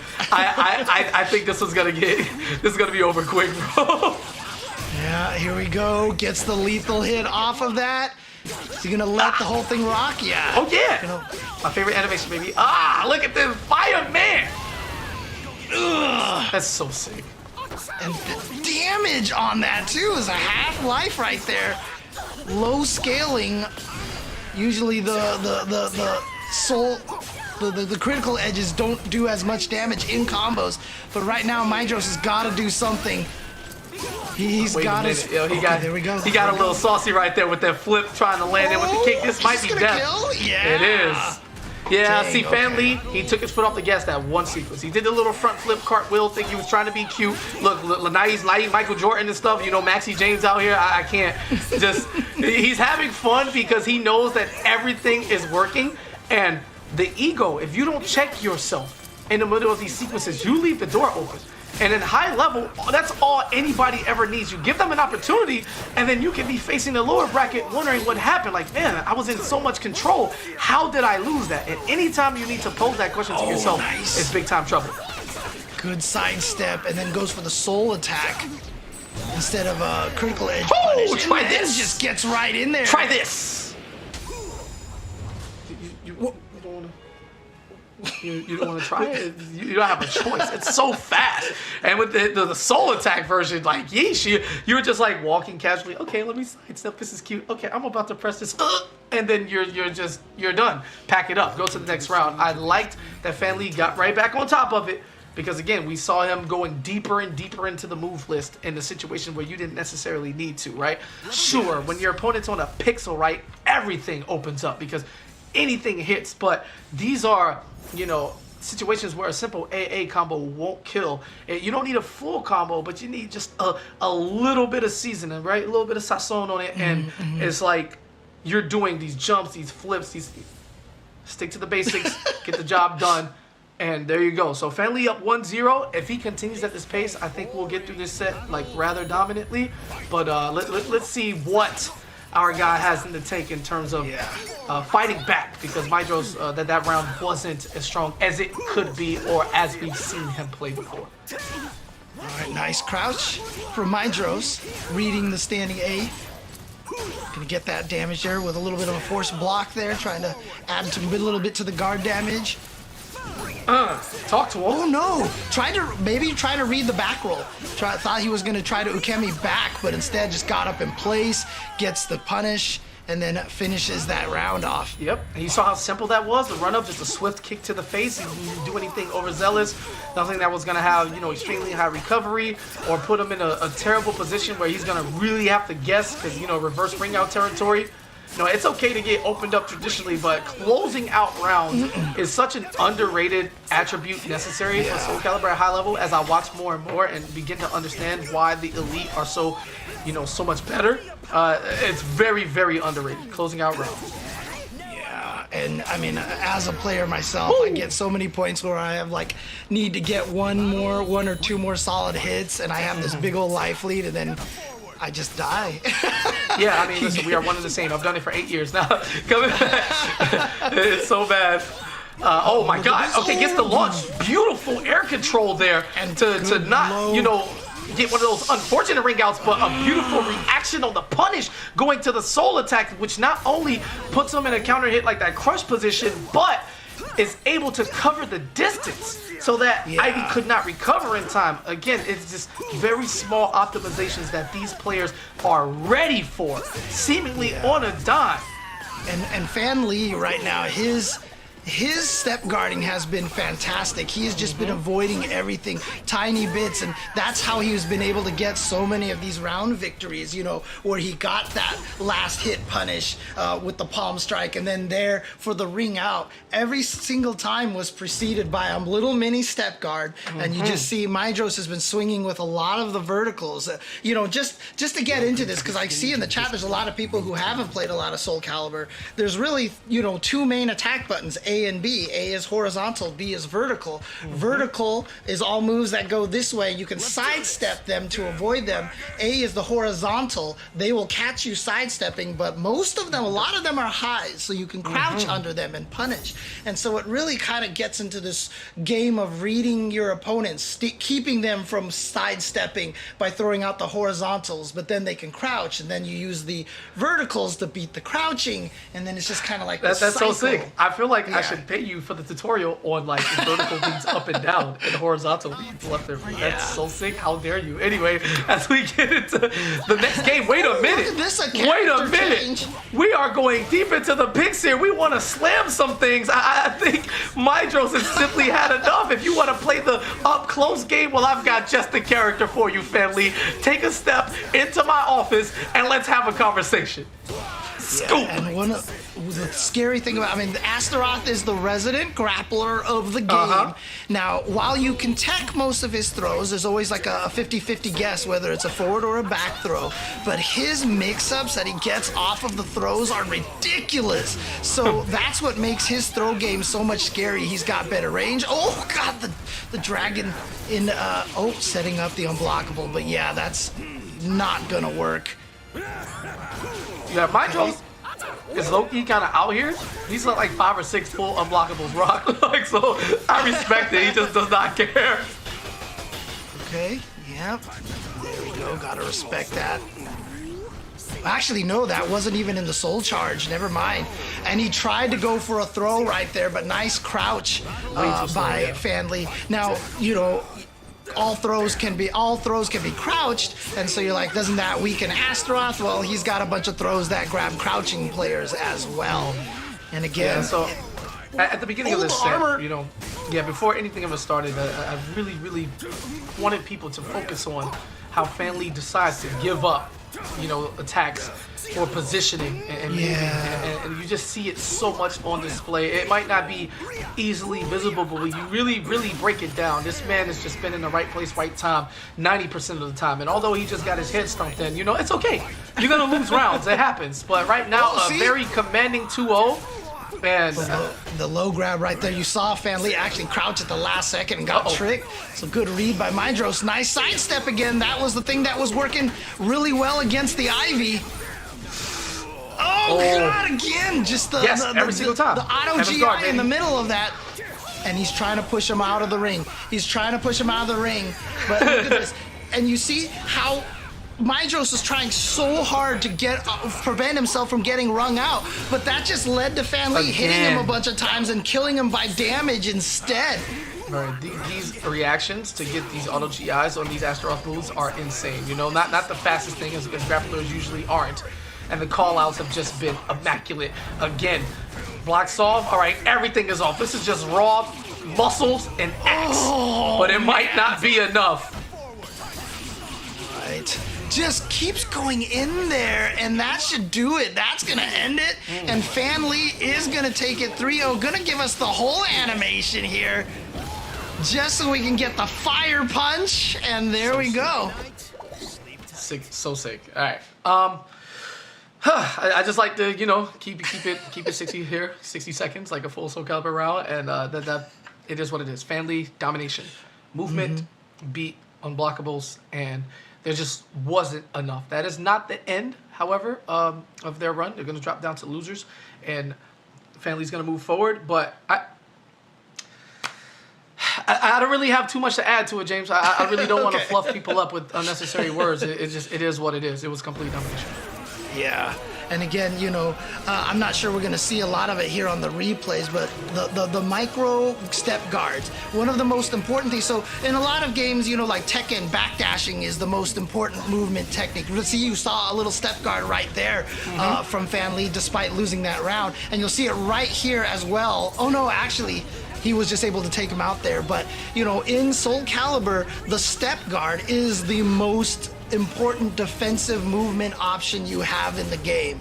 It's fast, it's safe. It does, see right there, the step guard led to that and gets the ring out over there. It is by far the most important thing to learn as a Soul Calibur player. Step guard right there, getting around there. Let's just sell a Fanly mixtape on step guarding. That's it. It's just a Fanly compilation. Step guarding, the guide to opening up your opponents for absolutely free, and you just have straight up Evo online side tournament footage. Like, it's legit. Ugh. There we go. And that was the end of it. Fanly does take it 3-0. So the only that's the only second 3-0 that we've seen here. You can see Kiev and Fan Lee dominating. Oh but my god! Oh my god! coming in Ganondorf here, versus Fan Lee. Who do you root for there? How do you root for the two like fan favorites? Like, how do you pick a side there? Hopefully by then we have predictions live in the chat, because I want to know how the viewers feel. But that is insane. Oh my god! So Kiev and Fan Lee were seeded number 1 and number 2, and they are showing exactly why they're those seeds right now, because they definitely had some dominating games right there. So if you want to be next in line to show us why we should respect your gameplay and be the next storyline, head on over to compete.playstation.com. All right, there's tournaments, lots of fighting games, lots of just gaming in general, and the Open Series is a fantastic vehicle for you to showcase them skills. Now, with that being said, I'll give you some opportunity to do that with this quick break, but a little surprise from the folks at Soul Calibur, PlayStation, and Bandai Namco. Thank you to everyone for your continued support for Soul Calibur. The Soul Calibur team from Bandai Namco Entertainment have launched a new Soul Calibur Online Challenge season. This year, the Soul Calibur Online Challenge has expanded to 5 regional battlegrounds across the world. If you are from any of the countries or regions listed, you can compete. This season of Soul Calibur Online Challenge will exclusively feature community events with the Dojo system. Starting from July 20th, Dojo community events can be created for each region and with custom prizes to be won for top players at the end of the season. For this season of Soul Calibur Online Challenge, all upcoming Dojo events must be registered through the new Soul Calibur Tournament portal.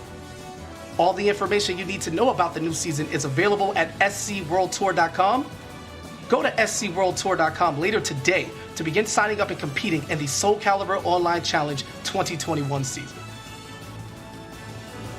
And welcome back, everybody, to some Soul Calibur 6 action from Europe. I'm James Chan, and I'm joined by the inimitable Katana Prime. Hi, they caught me in my phone. I was trying to ban people in the chat who said rollback is overrated, but I don't have those powers in the PlayStation chat. So if Sony is watching and you want to make me a mod, I would greatly appreciate that. Thank you. Yeah, I mean, look, hey, I was the one who was pushing for that. You can't say rollback is the anti-rollbacksers is what I call them. So, So bad. But we're back here with some Soul Calibur 6. Yes. We've already seen 4 players advance on the winner's side, and it's been some great action. That Skyzo versus Rufus match, for example, was absolutely amazing. Yep. Ganondorf showing some domination, and Fan Lee and Kiev both with 3-0 matches. So don't look too far. Take your eyes down to the lower bracket, and you can fire up another 3-0 as Rufus has already ended Saywan's run, and it's going to end in 7th place. $50 prize, but just shy of an Evo side tournament champion here. We talked about the losers run, and people get momentum down there.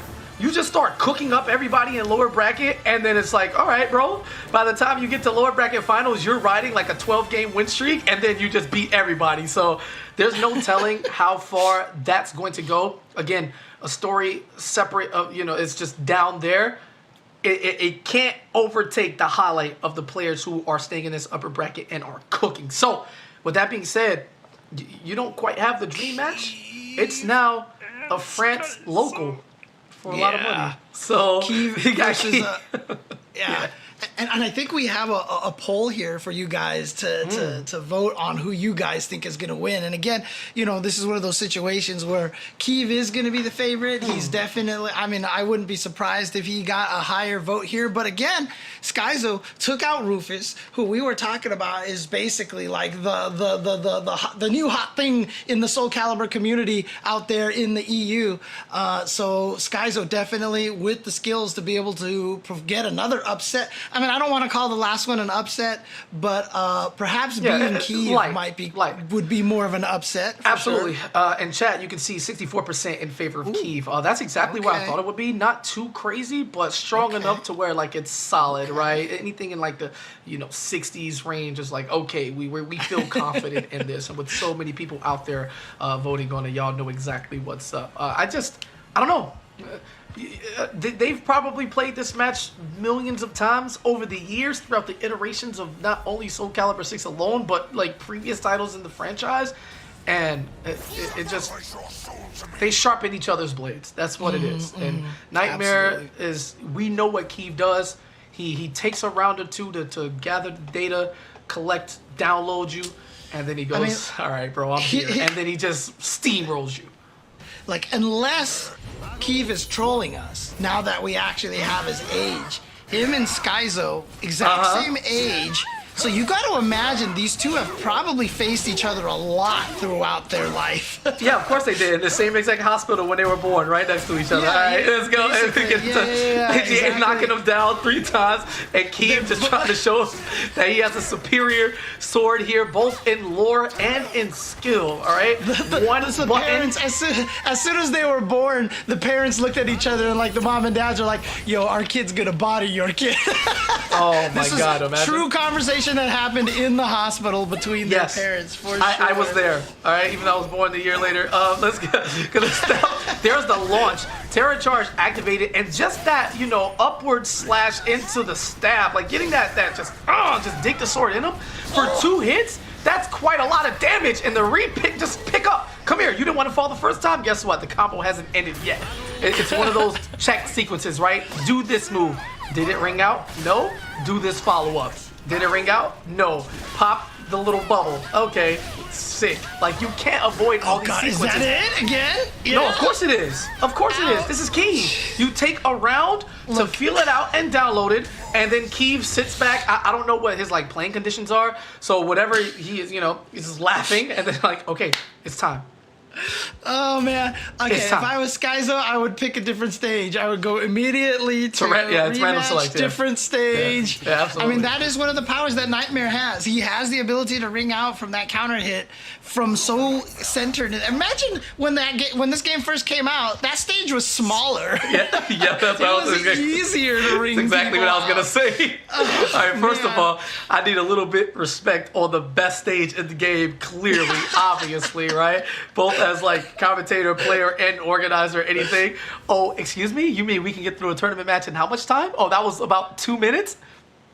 You love to see it. So, Keeve with the cheap stuff there. I've got stuff to do later today. Yeah, man. Stuff to do. I've got chores. Let's get this done, and then we're good. Also, the quickest way between any 2 points is a straight line. And when it comes to tournaments, if you could just 3-0 all of your opponents, you'll be sitting pretty fine in the grand finals for a shot at, the prestige of champion and the $350 for first place. As Keeve texts the second hit of that throw. I don't know why. It's best throw in the game. Just take it. And did you actually see that from Keeve right there? We talked about how ring outs and positions are important. He walked himself to the edge because he wanted Skyzo to come at him so he could try to go for a reverse ring out. And Skyzo had none of it, and so Keeve had to chase him down. So again, because there's so many good reverse ring outs, just because your back is against the wall, does it see? You see Keeve just kind of hanging out there trying to test Skyzo again.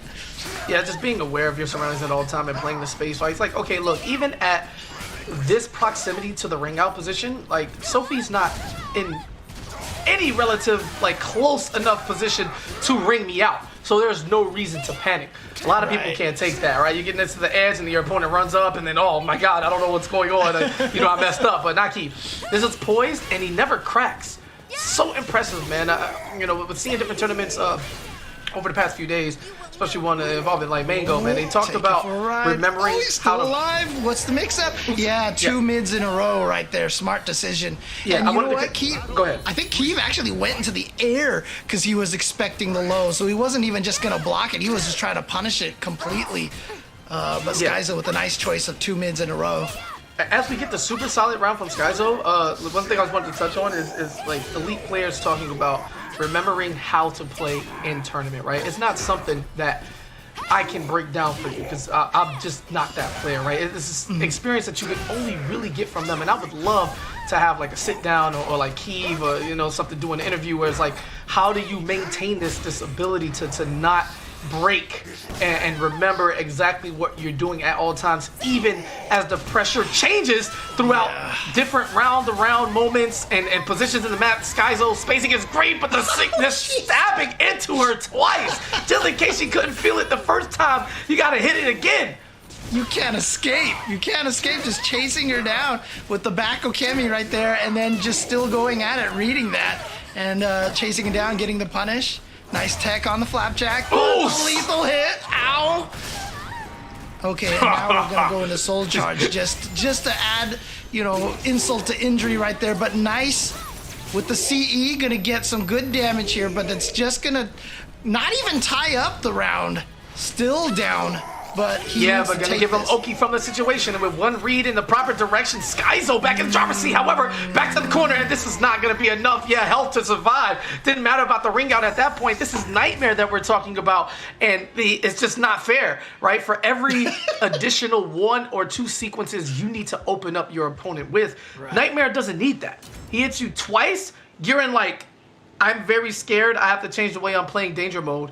Or if you just get hit in a position, like you're gonna get wrung out like with relative ease. So with Skyzo getting the punish, going to the CE, getting the Oki, the follow-up mix-up, and then the follow-up positioning after that, you have to do everything mentioned there just to lose to Nightmare hitting you once in that sequence. Yeah.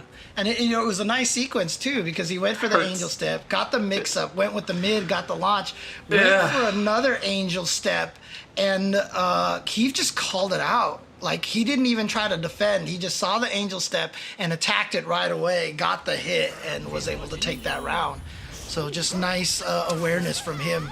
Oh God, here we go. Good start for Keith. Sophie can just angel step right into my heart if she wants to. It's okay. We love you over here, Miss Alexandra. Anyway, before I get lost in the salt of the characters again, there's a beautiful max distance kick and a counter hit. I think Skyzo, above all, has some of, if not the single most impressive spacing when it comes to placing his attacks. Everything is hitting like tip range. I mean, just outside of it then, but he puts himself in very incredible positions to not get like punished for the attacks that he's putting forth. Oh, nice.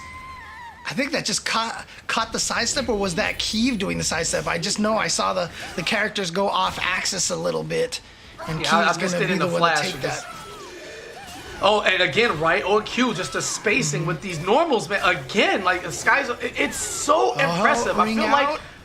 Yeah. Okay. Yeah. As Keith takes a bath, I feel like there's just if Skyzo had a little bit more in terms of like the decision making, right? That's the only thing stopping him from like an even higher ascent, because this level of neutral is insane, and the majority of people will never reach a level that high. So it's just right there on the cusp, knocking on the door. This time I'm gonna step into the back. Yeah, I don't need you to answer it this time. Come and holla at me. Face to face. Break attacks. Yeah, keep it going. Yes. Put on the gas. Stay on him. Yes. Yeah, remember those break attacks for Skyzo won in one of the rounds in the last match. He got the guard break and was able to get the kill. Tries to go for the twin angel step and still outside of range. You had mentioned how good Skyzo's spacing is, but that's an indication of how good Keeves is as well, being able to get some of those moves to just barely whiff. Yep, and when you take both of them into account, you realize like the difference is pixels.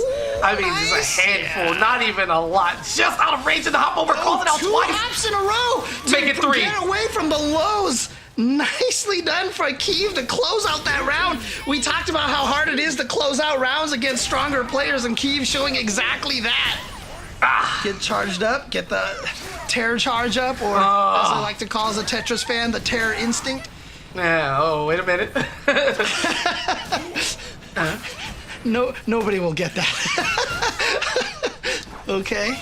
Just needs to take this round. Keeve is at match point for another 3-0. Oh, wait a minute, not quite. We're gonna call out to the gods right quick. Run that back. Called out, but no follow-up. in there. Again? Another RI. Okay, and this time he decides to follow up and not leave it on the ground, knowing that Skyzo is going to be a bit passive. He's probably trying to bait out like a Regia or anything like that, but that's not Skyzo. Skyzo is more solid. You don't see crazy risks or anything that's too overzealous in terms of full-blown consistency from Skyzo. So Keeve, knowing that the second time around, shortened his reaction to a possible Regia and just said, okay, you're blocking. Hold this mix up. And look at this, Keeve, as we mentioned, kind of speed running. I mean, I don't know if he realizes this, but I think SGDQ was last week, I think it was, but he's definitely still trying to speed run his way through this tournament, going 6-0 so far. You know, you mentioned that he had the 100% win record coming into this. We talked about him being the favorite of this tournament, and so far he is living up to all of those platitudes that we've been giving him, because look at this domination that he's been dishing out.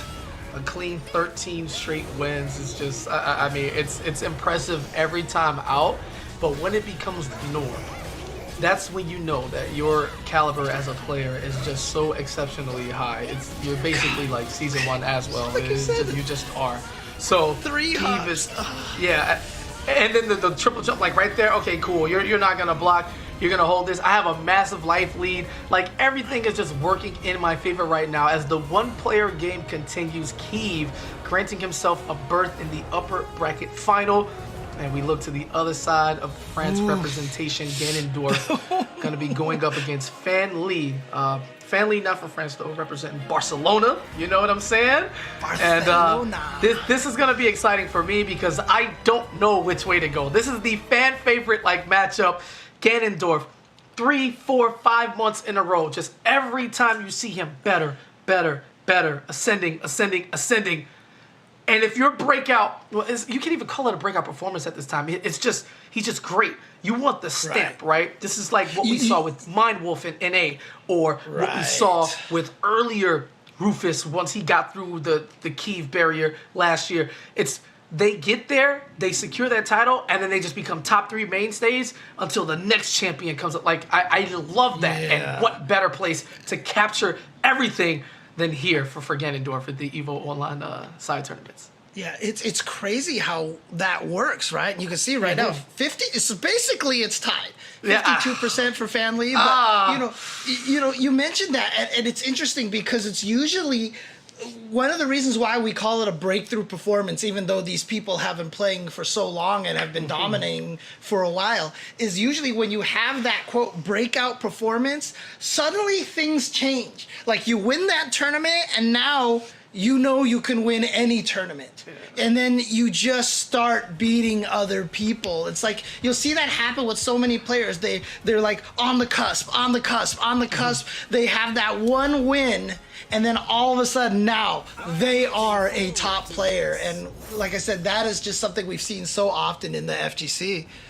Yeah, shout out to these super online tryhards, but they just have like the default fighting for fun title out here. Like I can't deal with them, man. You know, you sign online and some random person's finally got this many points to be able to fight you, and you're like, oh man, okay, I made it to the point where I'm fighting like these super, people who have put in the work and top guys. And, just fighting for fun, but truly mean it though. It's not a troll. It's the personality. I haven't met Fan Lee personally, but Ganondorf, I know he really means that. And there's nothing fun about fighting as well. You just have to deal with the walking 50. Oh my god, that is mix-ups galore. The character. Yeah, and speaking of, though, I mean, Fan Lee with the character knowledge, you even saw the sidestep and the crouch on the chain just earlier. Those step guards, like I said, so powerful. Oh my god. Because you can react after you step guard. If you see them whiff, you can punish. Did you see a muscle buster got blocked? Are you kidding me right now? In like an in-round situation? It wouldn't have killed for Ganondorf. I don't believe you. Yeah, it wouldn't have killed for Ganondorf, but it would have led him into something. Like, he had one hit, right? It works the same in the reverse. But it's impossible. Muscle Buster's unblockable. See? It's just you do it. Of course, and it works. absolutely. Poetry in motion as we continue up. Try this. I don't want to. No free samples. Leave me alone. I have my own cologne at home, all right? As we fire up more damage and just looking for a singular hit. You know what he's going to end it with. I mean, why are we even waiting? You tried to jump in there? Ganondorf, this is not the way. We know the way. The way is Muscle Buster. He's got cologne? Is that the smell of this game? Is that It what might we have be. over That here? second round was smooth, but you know when Maxie's like, try this, he just walks up to you and just forces you to take a free sample. Aswell's gonna sidestep that with the quickness, and wow, he's just continuing on. It's almost like there was no break in rounds. It feels like practice mode where like the health bar just reset and Fan Lee.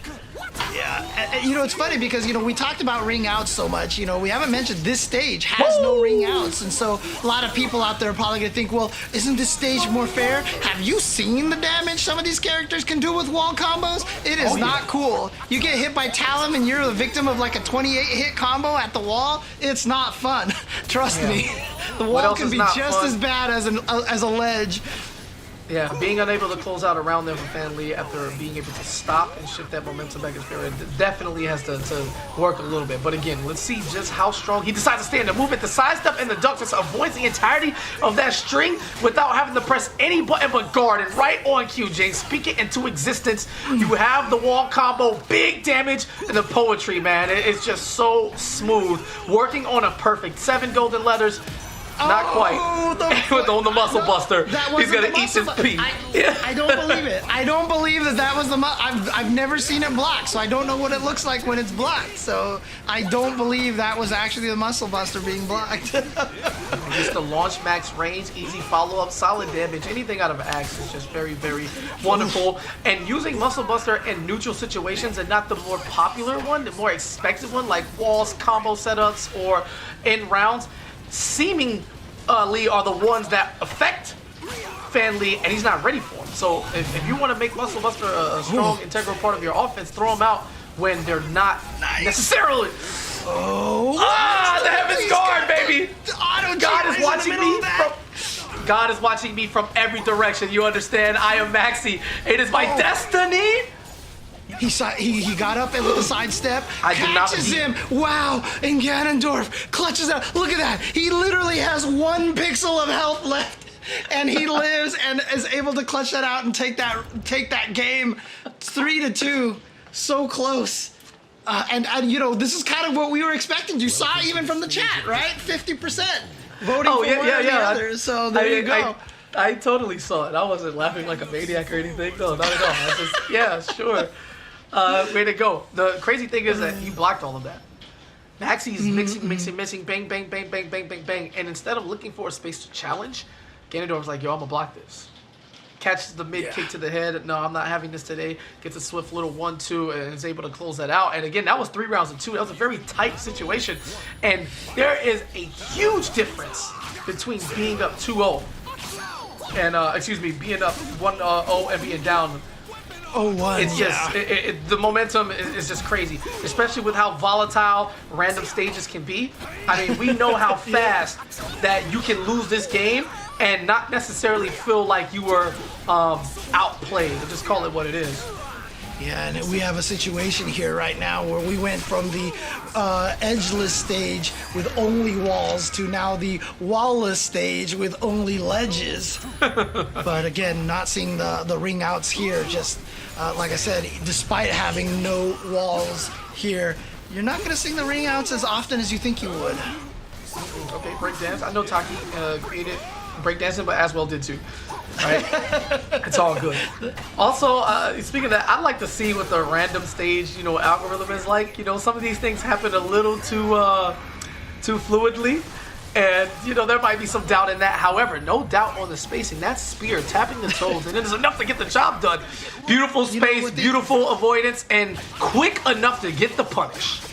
There's actually a dude sitting in the Bandai Namco office who every time he sees someone pick random stage, he just goes and picks the stage and just laughs and giggles. That's how it works. How is that not the best job ever? Anyway, break attack to put some more Gargane damage and get some plus frames, actually trying to open up Ganondorf in at least traditional way, but whiffed. Very unlucky situation. I don't think that the sidestep was that good. It was just a little off axis on the attack, and eating a full-blown, charged up, lethal hit into that max damage. I mean, come on. What are you asking for? Ganondorf looking to take a commanding 2-0 lead in this set, and without the use of ring outs. Like I said, Fan Lee, second seed, had a 3-0. That's going to be blocked, but it's safe. And tries to go. Nice roll on the ground to be able to get up and get the muscle buster.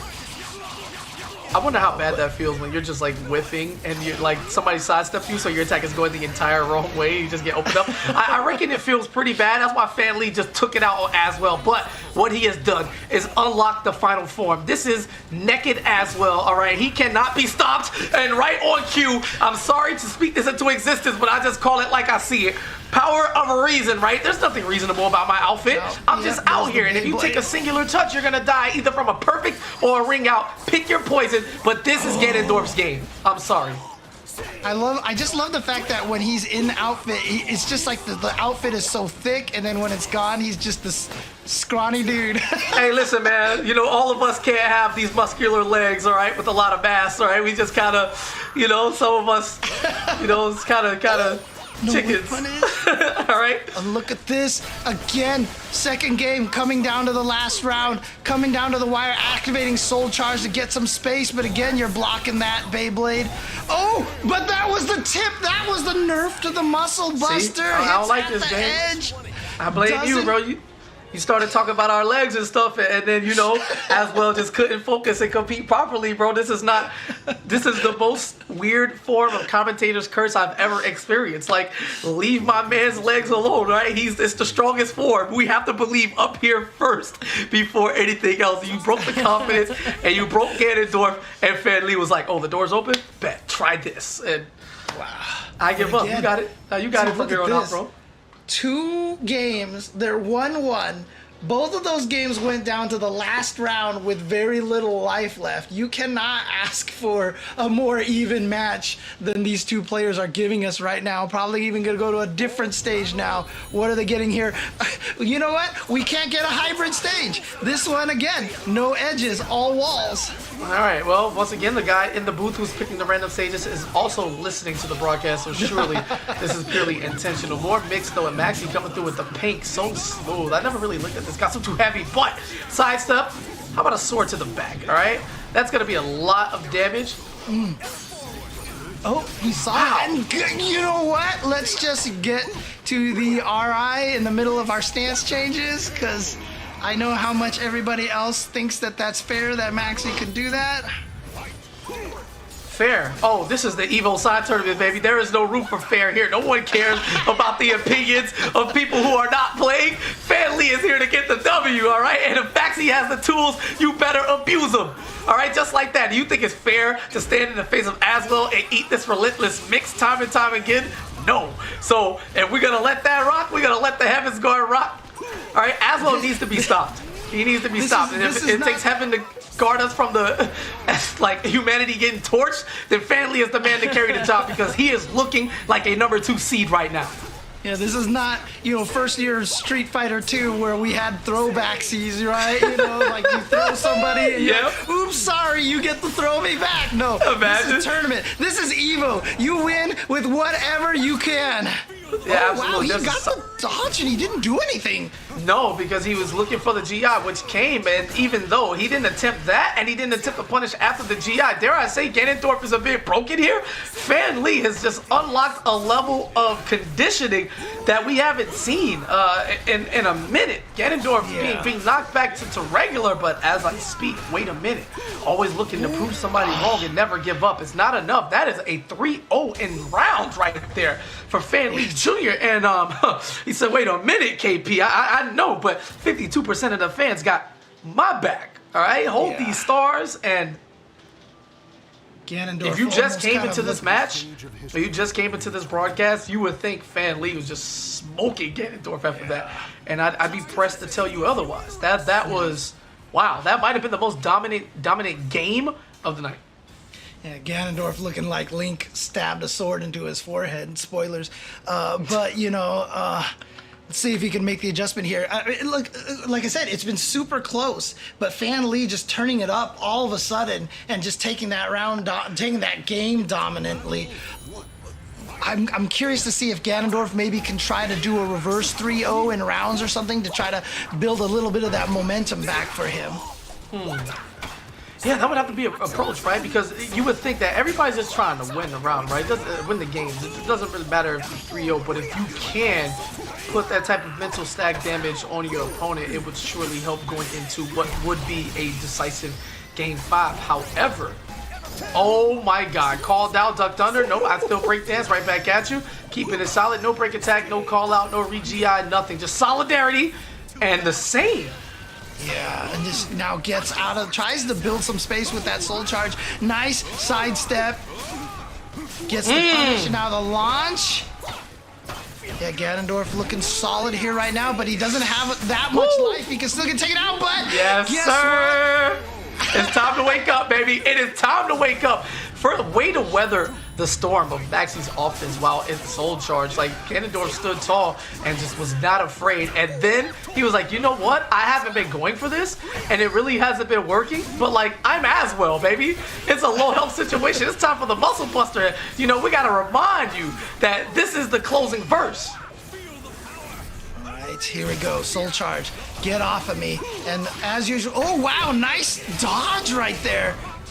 And he's gonna get the big punish, and he's almost guard broken. This is a bad situation. That's why you see him staying on the ground. Oh, he didn't want to block things. And remember, I mentioned this last time. That guard break stays. You gain a little bit of that guard damage back, but you're still on the verge of being guard broken. So trying to keep yourself from getting guard broken and then dying means you're just at a bad situation the next round. But you know how you solve everything? Muscle Buster. That's he had that turnaround launch there that would have been a full combo and have Ganondorf the chance to get rid of some of this guard gauge. But it was a very fortunate trade in that sequence to where Aswell couldn't continue the full combo, but to the RE, I mean, he has not been allowed to breathe this entire time. Oh, and that's why the guard gauge is red forever. And my God, to stand in the face of this whole time, Ganondorf go out again with that red guard bar, which definitely came into play that round, and it's gonna come into play this round as well. This cannot be playing out better for Fan Lee right now. Because see, a lot of these attacks, he's just swinging out there to build. Oh, he read it! He got the RI! And right back at you. Dude, they are RIing each other all over the place. Yo, and Ganondorf is like 4 levels ahead right now with the reach. It's going every direction, hoping that something works. Gets the wall, instead of going for the smaller combo, resets for positioning. And again, nice comeback and way to slow the bleeding. Ganondorf taking this stand alive in the upper bracket, does not want to lay it down just yet. And this is why so many people love him. This is the added sauce to the recipe that allows his ascension to continue rising as everything heats up. Right. I mean, only the last game that we saw where Fan Lee went 3-0 hasn't come to the last round, but the other 3, yeah, for sure. There's a beautiful punish on that Muscle Buster, gets into soul charge at the same time, and look at this attack, this relentless pressure. If Fan Lee takes this, he moves on. Ganondorf needs to win this to tie it up. The low hit, another low, goes for the mid. Nice GI. Oh, but the re-GI. Oh, wait a minute, not laying down just yet. He needs one hit and gonna get the whiff right there on the roll. Bad Oki option from Ganondorf, looking for a bigger read to just take off. But Fan Lee, solidarity and spacing, the name of his game, and refuses to come back. He just hit him with the, nah, you know, like when you get blocked from chat for you just being stupid, and then Twitch is just like, you just get that, nah, you have been banned. That's what's gonna happen to Ganondorf's upper bracket life, which now puts him in the line of fire of Rufus and all of the sharks down in the lower bracket tank. It is going to be insane. I don't know who's gonna come out of there now, but as we take a look at the replay, we're gonna celebrate the winner here. Fan Lee, going by the book, earning himself a date with the champion. Ridiculous. The upper bracket final, Keeve versus Fan Lee Jr. And take a look at how he got there. Yeah, and again, I mean, first seed and second seed, so, you know, shows that the seeding is definitely accurate here. Ganondorf, you know, putting up a good fight, got that first game, but then from there it was all Fan Lee. He took the next game in a very close one, but then you see here in this third set, just utter domination from Fan Lee. We saw this comeback attempt starting from Ganondorf, but it just couldn't complete it.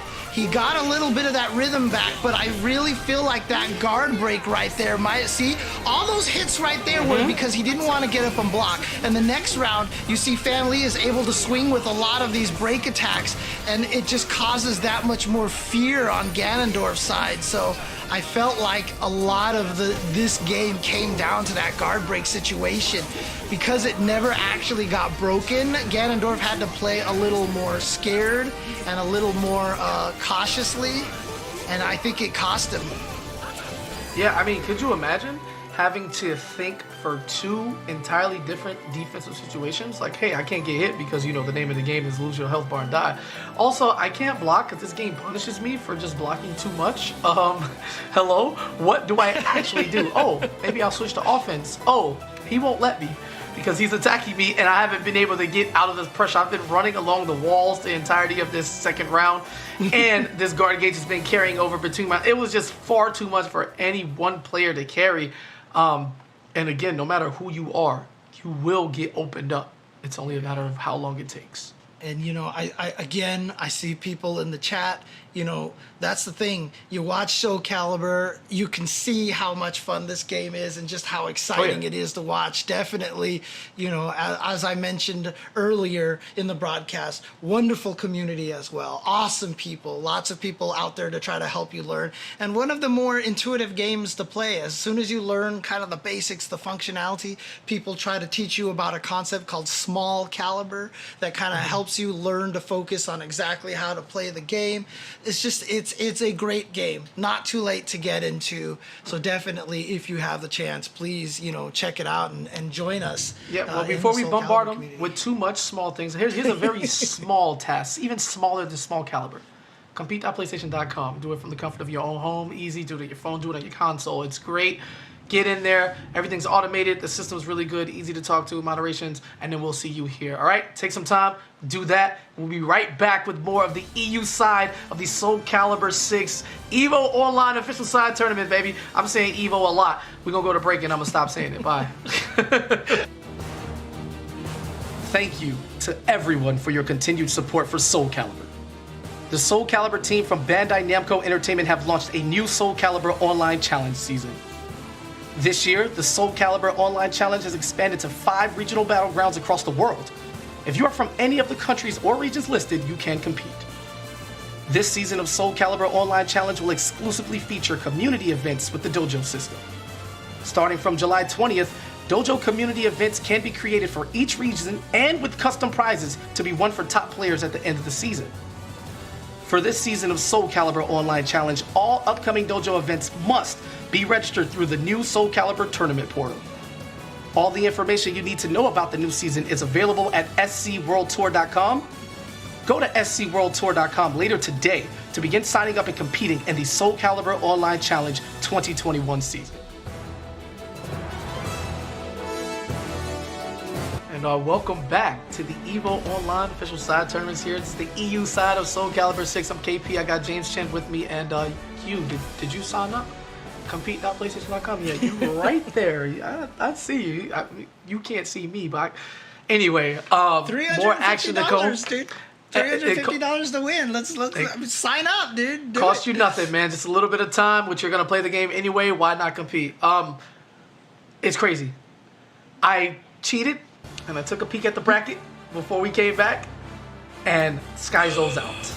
Oh no, APOC Revolution coming in here. You had mentioned a player that, you know, we didn't know as much about, not as familiar with, from the Netherlands. Coming in here, doing some damage here, some damage, getting through Mydros and B-Boy Skyzo, who upset Rufus. And Skyzo is out of the tournament. I mean, he could be tied with Rufus if Ganondorf can beat Rufus, but I mean, look if at that, not... Man. Look at what you're saying. This is Ganondorf versus Rufus, and this is the 5th place game.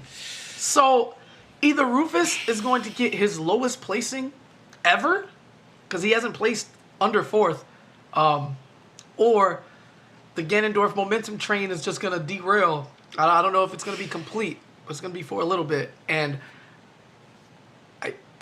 it's unfortunate that's later that we're in the not... tournament.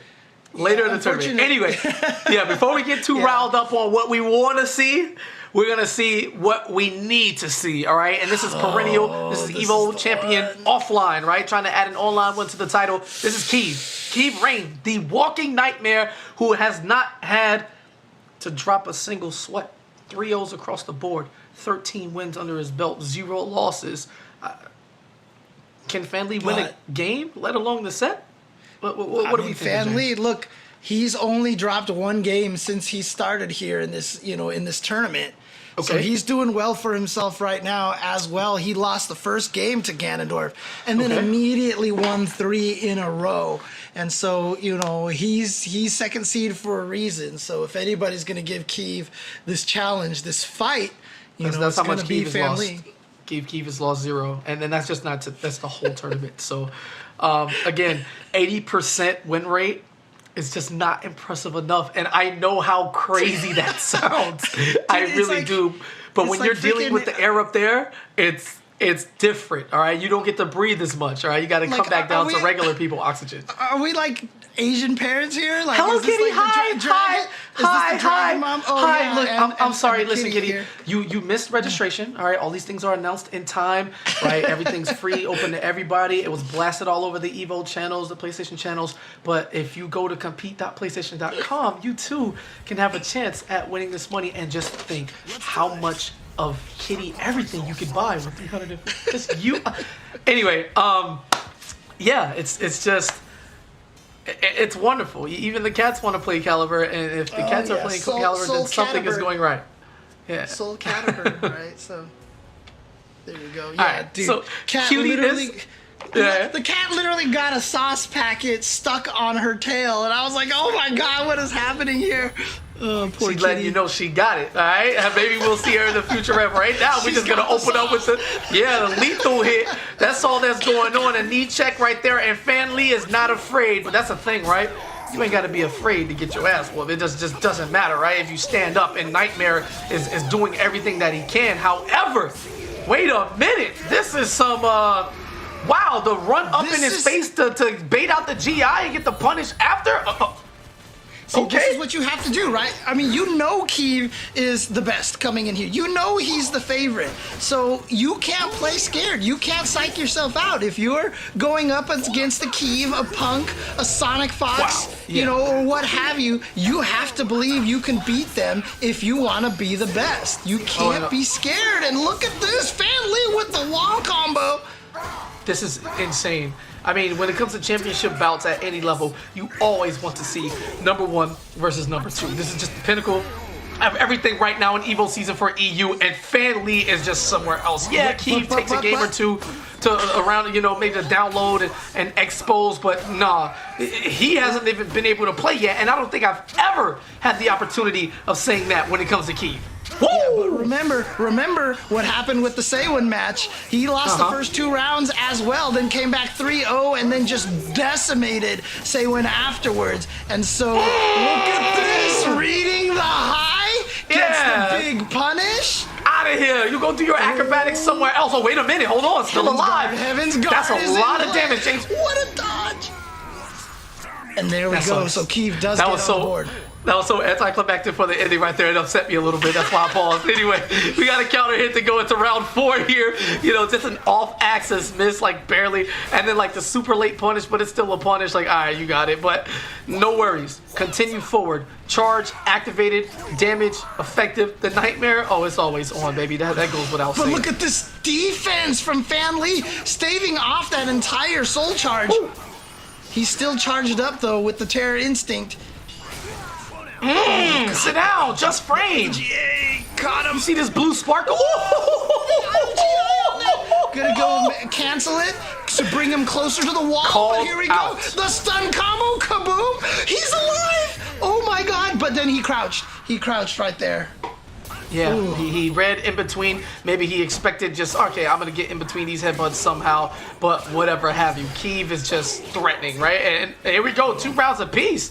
Did he really take 2 rounds of getting fully bopped on purpose just to download the patterns? Because in those first 2 rounds, Keeve just really didn't do anything. And now, oh my goodness, so much damage. Watch your toes. Okay.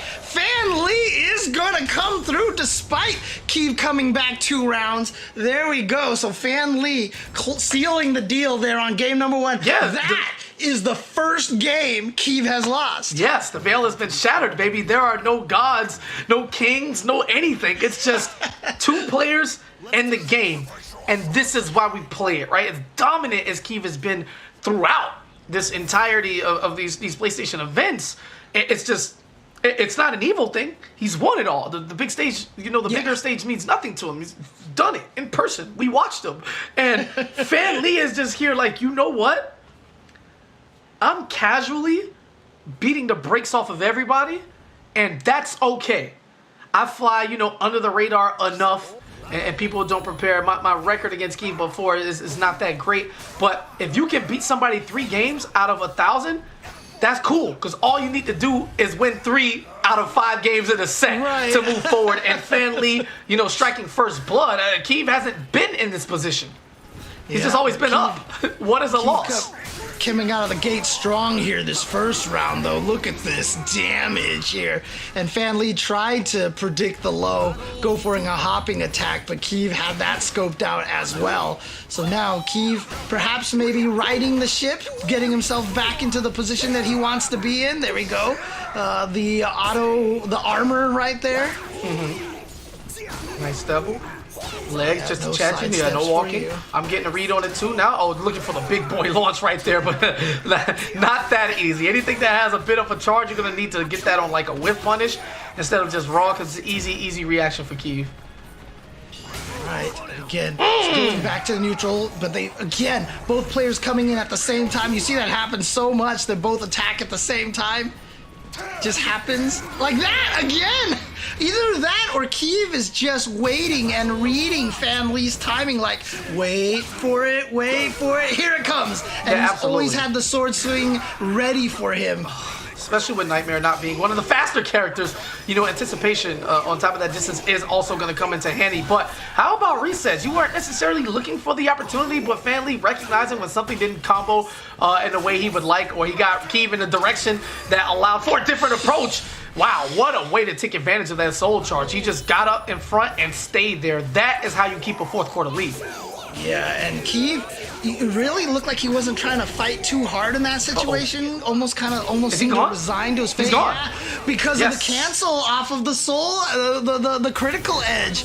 He's one of the only characters that can do that. He can hit the first hit and choose to cancel the big animation at the end so that he can get better ring out combos and such. That's so broke. Anyway,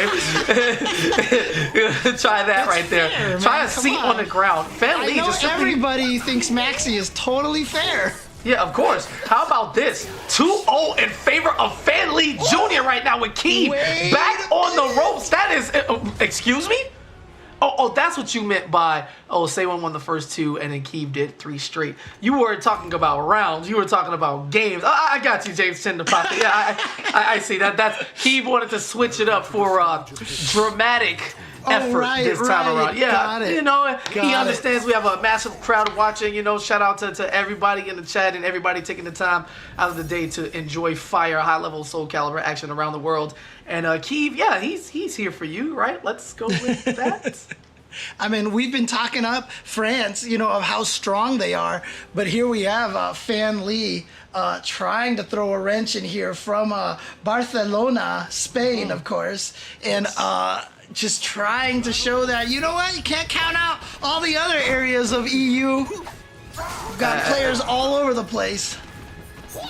If Fan Lee wins this, the lower bracket will just contain Ganondorf, Rufus, and Keeve, and only one of them could escape. With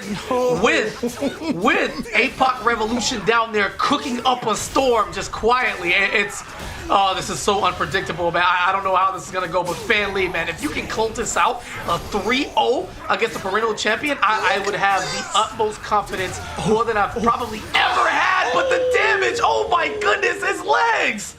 You thought you could get away, and again, you saw the edge right there come into play. Keeve knew Fan Lee was gonna try to roll away from the edge, and so he had the punish all ready for it. said, psych. You thought. And round 2, trying to pick up exactly where he left off, but instead, no, soul attack. No, flipping it, baby, my turn. All these horizontals, and then sidesteps to catch Keeve, who's trying to escape when he thinks the vertical is coming, but Fan just meeting him to the punch. Oh my god, that was so much chip damage. Oh, but speaking of damage, who cares about chip damage when I can get real damage here? True. Dramatic effect. Okay. Yo, that was so vicious that the servers was like, hold on, we need to process just how much this is gonna hurt his psyche, did you know, his character, and the viewers. In Tekken slow-mo into Soul Calibur. Ah, I got you. Yeah, it's a beta version. They're testing it out. Got you. Well, Fanly clearly broke it, just whiffing from like way out. Goes straight to an RE as a bit of a security blanket, and it works out in his favor. Wow, gets spiked down as Mr. Nightmare Wilkins here coming with the power on every slam. This is not over. I know, Family only needs one hit, but I mean, this is Nightmare we're talking about. Same situation again. Keeve with the same read. We saw that one more hit, and Fan Lee waking up with a hopping attack, expecting the quick low kill, and Keeve just swiping away at the air and catching him out of the air. Same situation happened twice now, and this time for Keeve, giving him the game. So lucky. That was so lucky. He literally jumped into the. It's a huge case. You touched on this earlier. Of I pressed it first.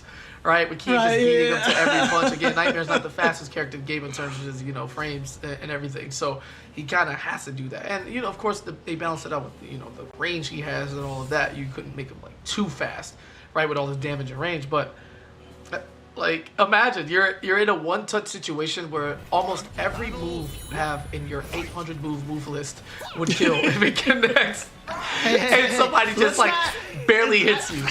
Look, this game doesn't have that many. Let's not intimidate people. It's like 700, right? Yeah, so, of course. You know what I'm saying? I'm exaggerating a little bit, but that's okay. I get to do that. I'm in the commentary desk, all right? No, he doesn't have 700 moves, but, sometimes when you have to look out for every move, it certainly feels like it. How about looking out for this? No! Keeve with the roll on the wake up and then just says, you know what? Swing, bada, out of there. Not like this. Oh, that was so vicious because you saw the entire angle of Maxie falling off the stage. Right there was no camera cut. You just saw him kind of bounce and just fall into oblivion. Sucks, bro. GG, unlucky. So we're gonna keep it going. Oh, big throw there. Probably anticipation and right. What is happening? What is happening? What? Okay, this is madness. I'm gonna give up trying to find any logic in this game right here. Let's just run to the edge and get it over with. This is mad. This is Sparta, dude. People are kicking each other down pits all over the place. It seems Keeve wasn't, too fond of that. He's gonna come with the perfect and take all the fun away, bro. Come on, bro. Let the kids play. Let them play, Keeve. It's like you want to get all serious with your 7 golden letters and stuff. All right. Damn, I know you like this for dramatic effect. Yeah, he finally lost a couple games and now he wants to take it out on everybody. Oh man. Oh, what? No. Oh, I thought that might have been a ring out opportunity. Not quite.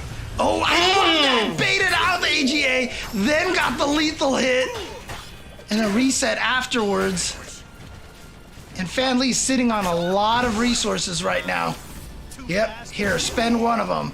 Activate Soul Charge. We've seen how scary he can be in this mode. Break attack. But what a hop by Keeve again to go over the low. He can take this if he can just get one more hit. Another Soul Charge.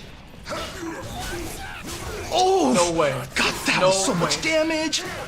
He's not dead yet. He's still alive. That kick didn't kill him. Brought him. Look at that. I thought last time it was literally a pixel. I was wrong because that was even less.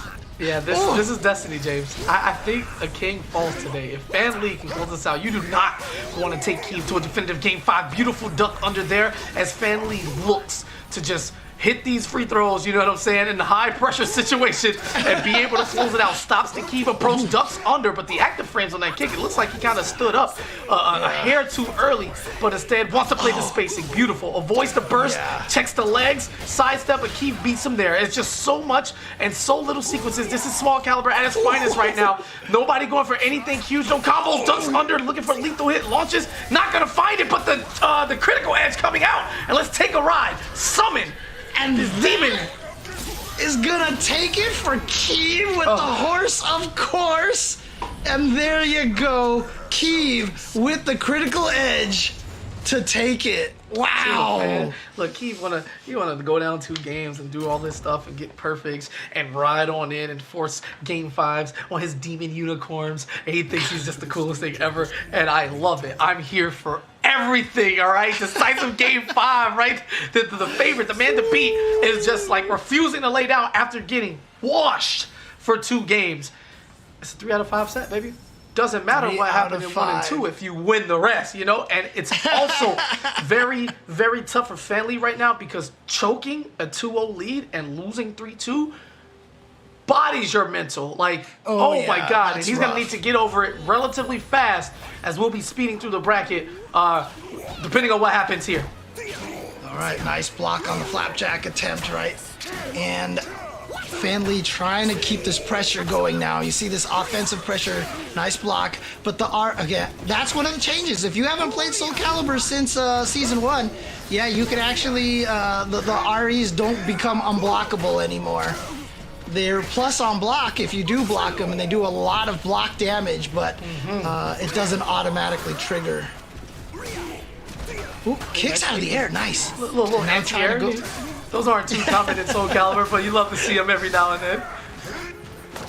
Woo-hoo-hoo-hoo! Wake up, jump. He just knew. Able to react as Maxi is getting off the ground, calls out the GI, goes for the unblockable. Not sure what Keeve was looking for there, but the low is going to beat that anyway. It covered multiple options and kept it safe. Fanli Jr., again, perfect points to not fall behind now. Yeah, with Keeve, you know, taking all momentum in the previous 2 games. Uh-oh, that's a problem. You get caught with your pants down, like sitting there in the middle of the RE, and you see them sidestep. All you can do is just kind of wonder how much life you're gonna lose. And look at this, almost a guard break. So he tries to finish it with a throw. He wants to preserve the guard break for the next round. Yeah, Fanli's just trying desperately to get out of there. Spins a bar, gets the hit, actually. I don't know if Keeve was ready for him to strike in such a quick manner, but this is so smart. It's guard again. Wait a minute. Combos. He can make this comeback. He needs 1 good hit. There is no way.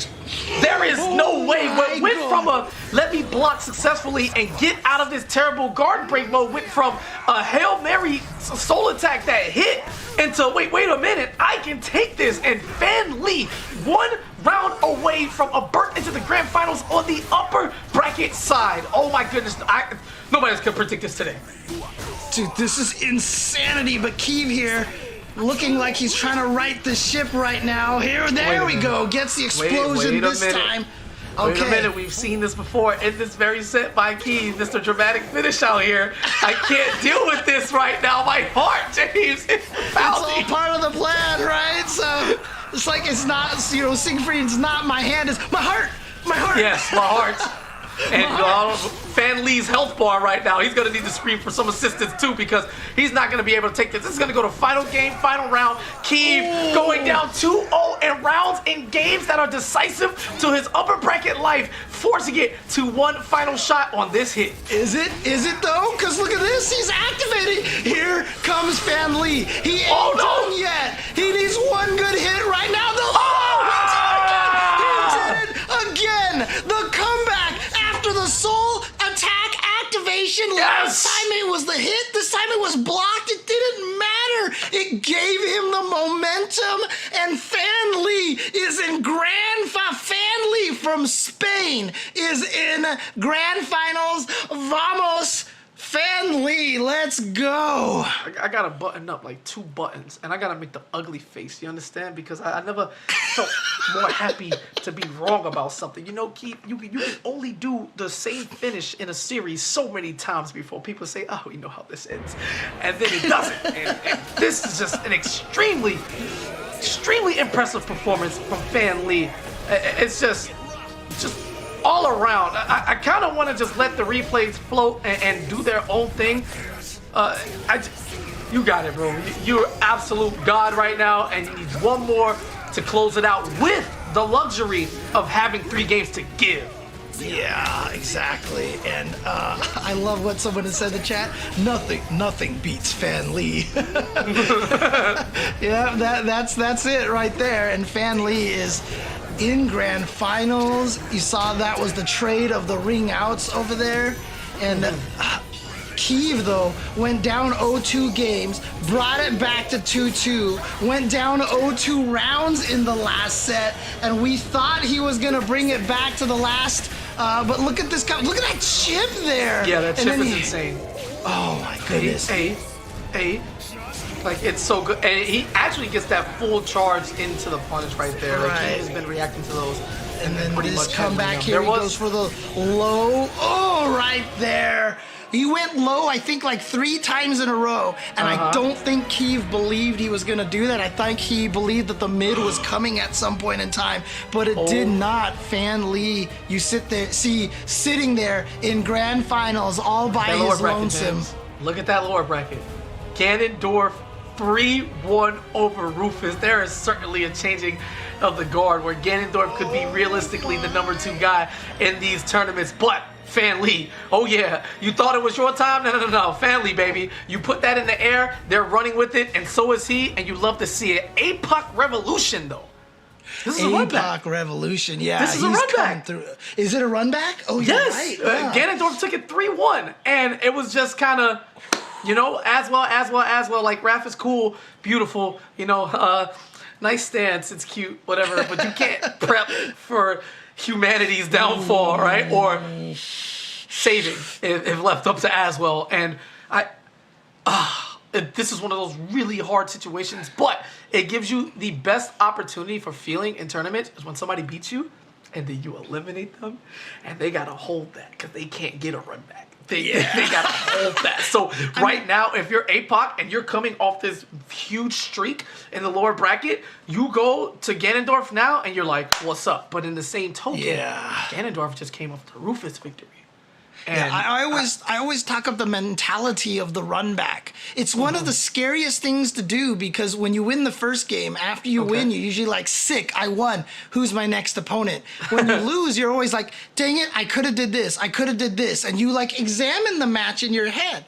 So when you come back to the match again, the person who won last time is like, crap. I have to do what I did before. What did I do before? How did I win before? And the other guy was like, all right, this time I'm going to make sure I don't do this and this and this. And, it can sometimes be hard to win that run back as a result. Right? Thinking of that, I'm thinking back on like previous like tournament experiences of my own. It's like, okay, well, I smoked this fool already. Just do the same thing. That's free. But at the same time, it's like, wait, what if they adapt? Right? And then you get in your own head, and that's not something you should do. You should just go, all right, I smoked this fool, you do that. And if that doesn't work, then you adapt to the adaptation, right? And that's how you stay in control. But again, it's easy to just say these things on paper and put that energy out into the atmosphere. Being able to actually apply that is something totally different entirely. And again, that's what, I said this earlier. I would love to hear like discourse from like elite level players in different games of how do you remind yourself how to play a tournament? And it's just insane. There's so many factors that go into it. The mental is definitely the separation as Ganondorf picks up where he left off, at least for the first half of the round. Gonna tap the legs right quick. I think these boots are a little too flashy for Aswell's size, so he's just hating. That's all that is. All right, here we go. Gets the stun combo. And once Raph gets the stun combo, he can usually go for quite some time. Oh, but that's going to be a dunk. That's how Ganondorf ended. And that's how he's going to start. He ended APOC Revolution, I think, by dunking him out of the ring. And here he is starting with the dunk. Oof. Nice launch in the shield stance right there, or in the shield mode, I should say. Not actually stances. Double steps. He's just so smooth. And everything is just working. Oh my God, beautiful step. That whip was so hard. It looked like Raph in one side step went around his whole body and going under. Yes, baby. Positions. The Yes, evasion, sir. the evasion off of the preparation stance right there. You can just lean back. A little bit of that Steve from Tekken vibe right there, just dodging with your body like that. All right.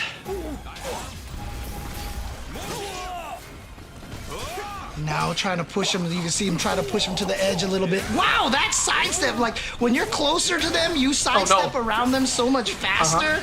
Sometimes you just like 180 around them so fast. Right, look at that. Come on, man. That twirl throw, that should do like 100 damage. Honestly, that's how I feel. But, you know, that's why I don't work on the balance team. Get stab, stab. And again, evasion stance. No, you can't evade the burst coming from the soul charge. You're too close. Let me get my space. Oh, my goodness. And that had more range than anticipated. However, Revolution knew exactly where it would hit. And, you know, a little bit of... Did you just suggest buffs for Raph? I don't know what you're talking about. All right, Aswell has no clothes on, so he just got better. Nerf him. Anyway, nice slice, GI call out.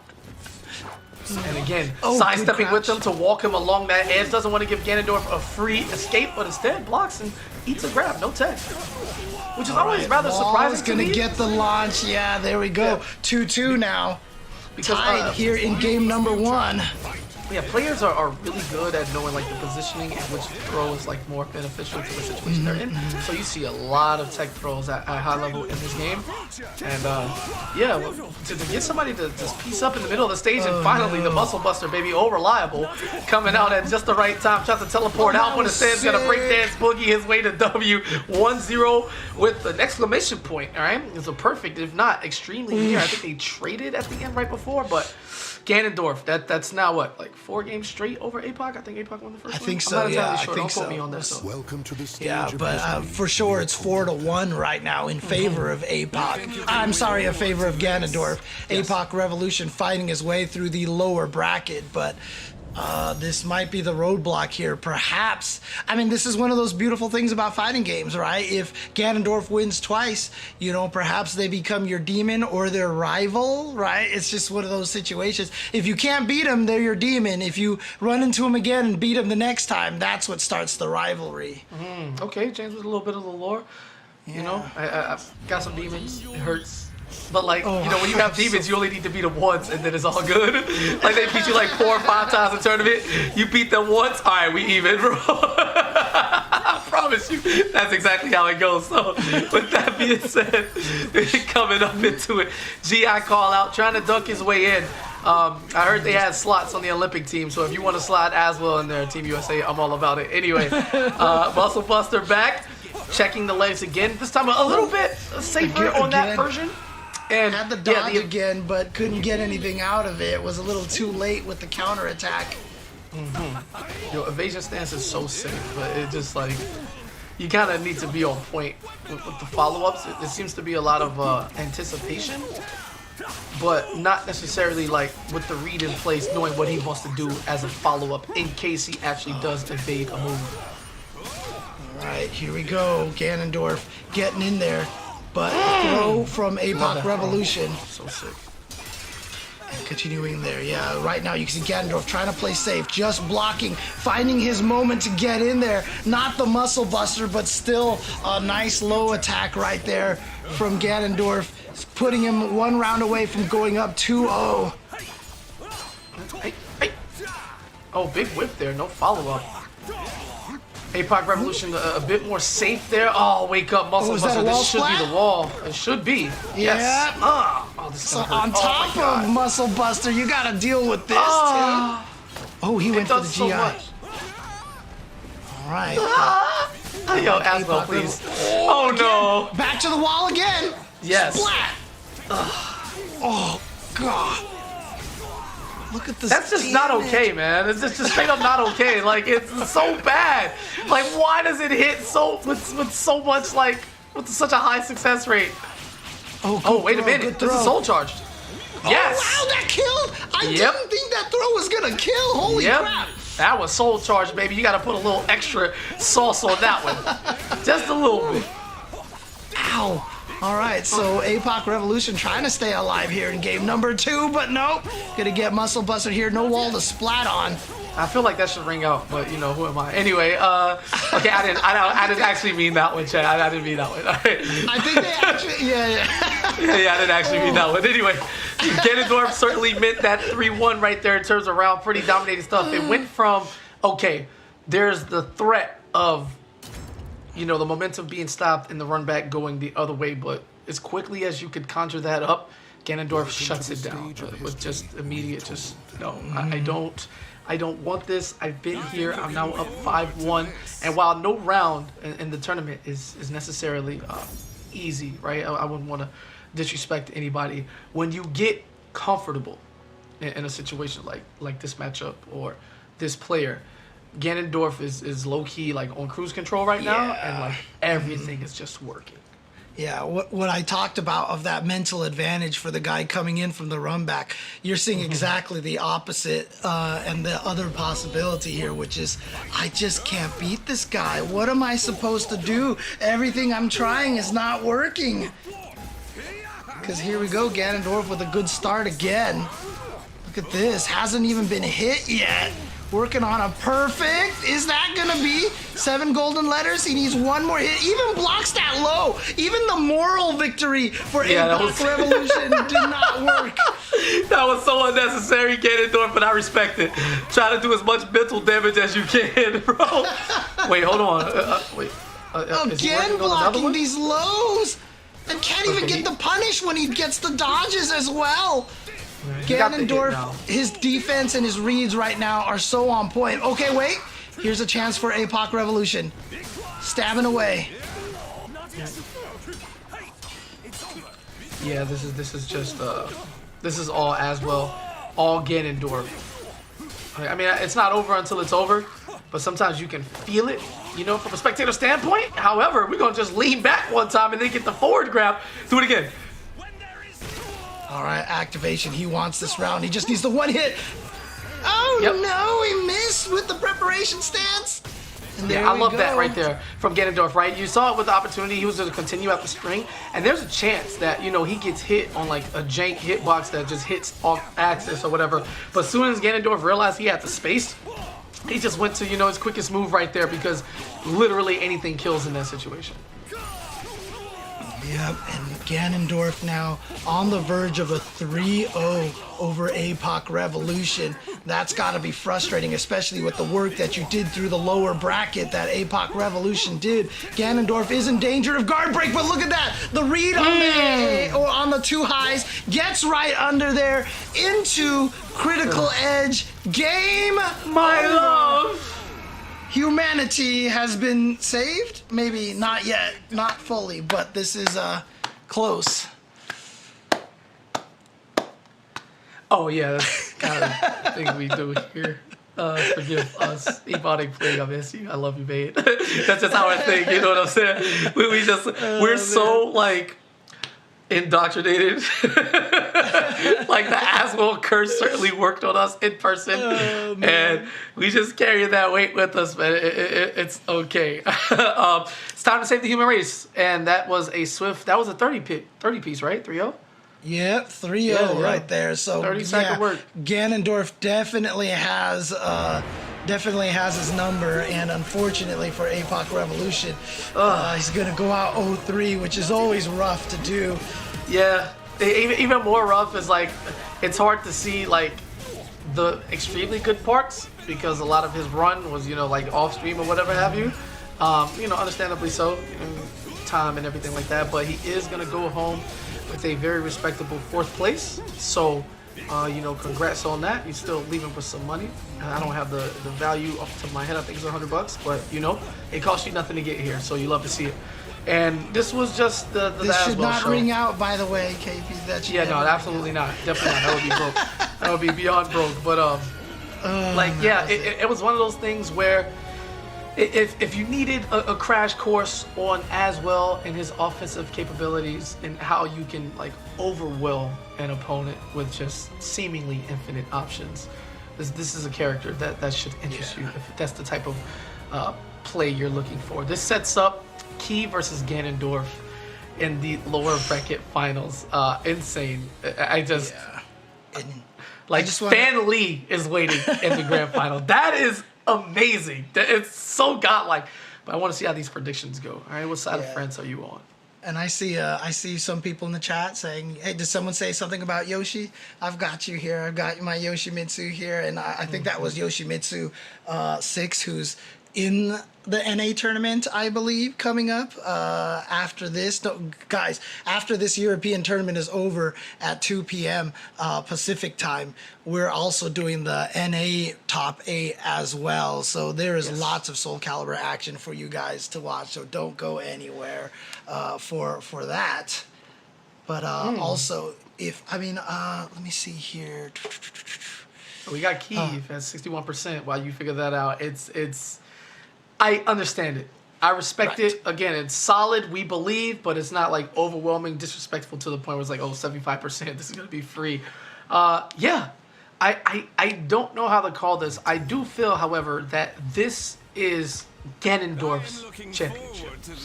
If he can beat Kiev. You think so? If he can beat Kiev, there is full belief that he can reset Fan Lee and take this. Whether or not he'll do that is an entirely different story, because Fan Lee could care less about your come up in your eyes. I've been here too, all right? I'm not going to go through this, and that. My time is now, you understand? So I can see where that goes, but again, this is just Kiev. Oh my God, just grab him out of the breakdance. No dancing here. We don't allow that. Yeah, he's got to... in order to even get to Fan Lee's just waiting to see who he's gonna fight here. You're really curious. I mean, he's defeated Kiev now, but do you prefer fighting Kiev? Does anybody ever actually want to fight Kiev? I mean, the reality is, the deeper you get to a tournament, you're gonna have to run into him anyway. So if you can get out the way early, why not, right? So sleeping up, gets the muscle bust, anything will do. Yes, clips the legs, and not something to get too excited over. We know Mr. Drama Major over here likes to, lose a round or two. That's Kiev's magic number 2. You get 2 rounds or 2 games, pick your poison, and then he wakes up. So this is business as usual as Ganondorf continues to work on his opponent's legs. Just keep it a bit safer this time in this instead of throwing out the muscle buster. And I had the whiff right there, but no punish from Kiev. So Ganondorf now taking the life lead in this round. But here comes Kiev trying to get the aggression going for the mid vertical. And then the muscle buster, the classic. Not going to kill though, but still close to the end of round. Oh, that's a whiff punish. Oh my God. Yeah, I got so scared when that activated. I felt the pain myself. Oh, nice sidestep and then call out. Ganondorf is just built differently. This is a whole new man. I studied the tapes. I watched the footage. You've done that to all of your opponents today. Not me. Maybe both of you are good luck charms for each other. You are here in the commentary and you are giving him your energy here. Hey, listen, man. I didn't write no scripts. I'm just here to call the action man. That's what they call me for. I don't know what you're talking about, but that is a 3-0. For the first game, Ganondorf on the board with a dominating performance. Sorry. I get too into it. I thought it was funny that Ganondorf won that first round after you insinuated that I've sprinkled some of Mama's seasoning in there. But I just, again, I don't want to get too happy. I'm a spectator, and commentary with the viewer, we're just tour guides, right? And everybody's along for the ride. So it's a collective experience with us and them. So I get as hype and as invested as anybody else watching. And just over the course of the year, all the open series throughout the Evo season, Ganondorf has just been rising. And to see him have such a dominating performance in Game 1 is inspiring, man. And if it continues, great. But again, I don't get too crazy anymore after today when it comes to Kiev, because this man can be down 2-0 in 2 rounds and just run it back at the snap of a finger. Again, I'm so excited to see what's going to happen with, all these dojo events for Soul Calibur coming up at the rest of this year. It's going to be so cool, have so much opportunity for players like Ganondorf to continue domination all year long. I'm excited for that. Wow, that was some range. What the heck? And I know what? Nah, bro. Oh my God! And then not the crumble. He just bounced off of it. He hit the ground first and just lacked the balance. How can you save humanity without balance, as well? That was the craziest ring out. That was rude. Yo, like that ring out was rude. Nah, that's great. Oh my God, that was so unfortunate. And Ganondorf coming back here, you know, a bit angry, dare I say, in his approach. Nice block, doesn't want the ground pound, but gets lifted anyway. And oh my God, almost another situation. And yeah, Keeve fighting for it twice. Why not? All right, activation. Gonna try to take this with the soul charge. Gets in there with the Beyblade. Ooh, one more hit. Yeah, just stomp on him. More rudeness. That was like a completely rude match from Keeve. Just like dunking someone out of the ring and then stepping on them on the ground. We just want to 3-0 each other. That's what we're gonna do. We're just gonna 3-0 each other back to back. You don't get around. All right. Well, you won't get around. Okay. Maybe Keeve is gonna try to break that script, though. He's gonna try to break that script. You don't want. Keeve is not much of a team player when it comes to the script. He's very much an improv guy. It's like, yeah, I don't want to do this anymore. So the way I see it, I kill you, and you get third place. How's that sound? That's the type of time Keeve is on. And let's see whether or not Ganondorf is strong enough to rise above the situation, or if we get more of the same. Game 3, let's go. All right, Keeve going on the offense first here right away. Yeah, and look at this, trying to push Ganondorf to the wall. Again, they're on a wall-less stage now. Oh, nice sidestep, gets the lethal hit, the big damage off of that. And then the launch again, catching him off of the ground, going for the mid. Might have been a situation where Ganondorf tried to low block, expecting a low, and just got launched again. Okay, look at this range right now. Wait a minute. Playing at the top, yeah, you don't want to play at like tipper range against Nightmare. You got to get in there somewhat. Keeve is saying, wait, did you say it was all 3-0s? All 3-0s? Okay, I'll do another 3-0, because that's what he's working for right here. Yeah, but we're supposed to trade them back and forth. You know, it's supposed to be my turn to get another 3-0, but Keeve was what turn? Yeah, he's like, whatever, man. I'm telling you, my turn, pump. As it goes, picks him up again, an easy punish every time, just out of that back breakdance. Are you telling me Keeve is disrespecting the minus frames right now? He's stealing turns, dude? Yeah, unreal, right? Never heard of it before. Scoop, here's the wall, intense pressure. Yeah, you had no choice there but to activate. Okay, ooh, dang. Nice, caught him. But he stayed on the ground, got Ganondorf to win, was able to get up and get the lethal hit. One more hit for another 3-0. But Muscle Buster again? Not quite. Problem is, once you get that, you're out of any of the modes, so you have to get yourself back into one of the modes. It's minus. Uh-oh, catches him. Wait, here's an opportunity here. Yeah, this one's not as open and shut as it seems. Ganondorf, one mix up and gets it on cue. Love to see it. Ganondorf not laying down. Okay, we've got a shift. No more 3-0s. Hops in with the low and meets him at the punch. Uppercut. Hold that. Swipe. Don't touch me. Look at me. I got a soul charge too. Infinite terror charge while I'm in this. This is just... there hasn't been a more appropriate name for a fighting game character in a very long time. And look at this, trying to get him to the wall right now. We saw Ganondorf with a huge comeback last round. He's going to have to make a comeback here this round. Uses the Muscle Buster, but he's staying on the ground, so it was just an OTG hit. Again, tried for it, but that was the RE activated. This could kill if he gets the hit. Yes, this is risky. Oh, you're dead. Oh, wait, no, that was the dodge. I thought that was the lethal hit animation. Wait, almost 3 knees in a jump. Oh my God, yo, Keeve is out. This man is OD. He just did the knee check 3 times in a row, then the jump hop kick, and you blocked it, and then I did it again. He was gonna do it a 3rd time as well. He jumped over the Muscle Buster. He jumped over the Muscle Buster and kicked it. He knew it was coming. He knows the same thing that we know. Everybody uses it at the end of rounds. He knew, and he had the read. Keeve up 2-1. That's so insane. Just knee. All right, jump attack. Oh, you blocked this one. All right, jump attack again. That's. I a lesser player would be crushed. Absolutely, bro. All right, man, you won. Damn, bro. Like, this will just end up being lost in blowout fashion.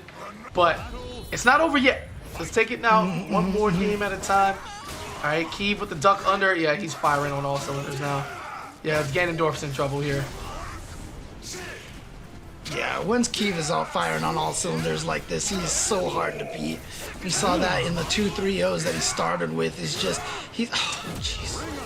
Bro, did you really need to hit him through the wall with the sword? Did you have to do that? No, you didn't. But, you know, you did it anyway. I got you. I got you, Keeve. You gotta do it, man. You gotta do that. Oh my gosh, jumping over lows again. He is just having reads, even at the beginning of a round, to be able to. Normally, at the beginning of a round, you're willing to take those little quick, unreactable lows like that because you have so much health. It's okay. Keeve not even content to do that. You see him backing away from the wall, from the ring out potential, trying to keep the fight in the center of the ring. He has the life lead, so Ganondorf has to come to you. Oh, that's so unfortunate, bro. GG. Unlucky as anything you can think of. That was crazy. Ow! What the? Okay, Keeve at match point now to get into grand finals to try to get revenge against Fan Lee. Here we go, activation.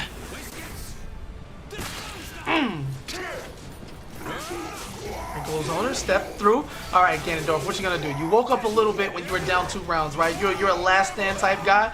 You're gonna need a little bit more than 1 round this time, however, stays away from the water.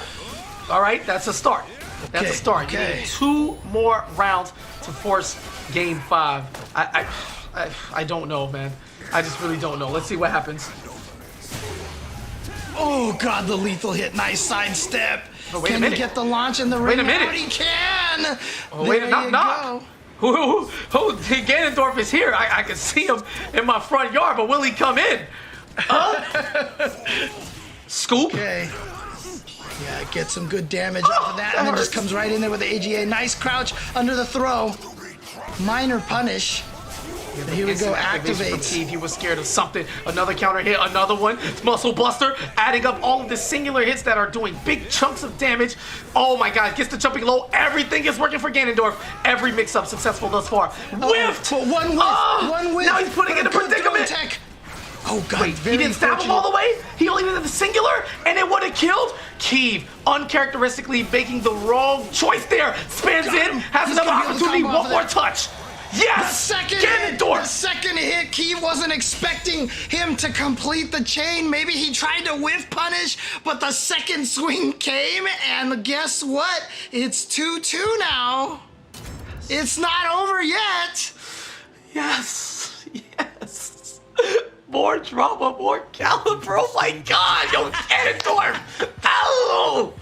We are going to game 5. The 2 pillars of France right now in the league. While Fan Lee has to be watching this like, wow, I'm glad I didn't have to go through that as I sit up here on my extremely high horse with a set to give. I cannot believe this is what it's coming down to. Breathe. It's good Calibur. This is some good Calibur. Hope everybody out there is enjoying this as much as we are. Again, not too late to jump into the game if you're excited and hype over this, because this is good stuff here. This is the final curtain. Game 5 on the Drama Club here between Keeve and Ganondorf. The show for everybody, and Keeve starting off nice. About 80% gone before Ganondorf can even get a singular hit. Steps up. You can do both hits all you want to, but he has a few sequences to give up for Keeve, right? No rush. But wait a minute. Coming back. Oh, Scoop. the throw, though. Wasn't expecting the back throw out of nowhere. Blocked the attack. Was basically knew it wasn't his turn. Waiting for Keeve maybe to check with a quick A attack. Instead, Keeve going for the back throw. Finishes that round. Here we go. Charges up. The crazy part about that is you have to check the tapes deeply.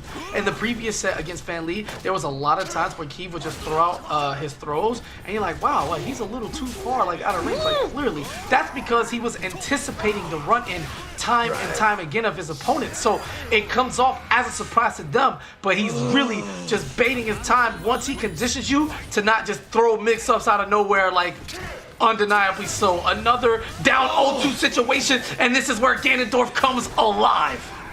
Yeah, here we go. Well, he's got to win 3 in a row. He has to take 3 rounds in a row. He's down by a lot, but he can do it. He just did it.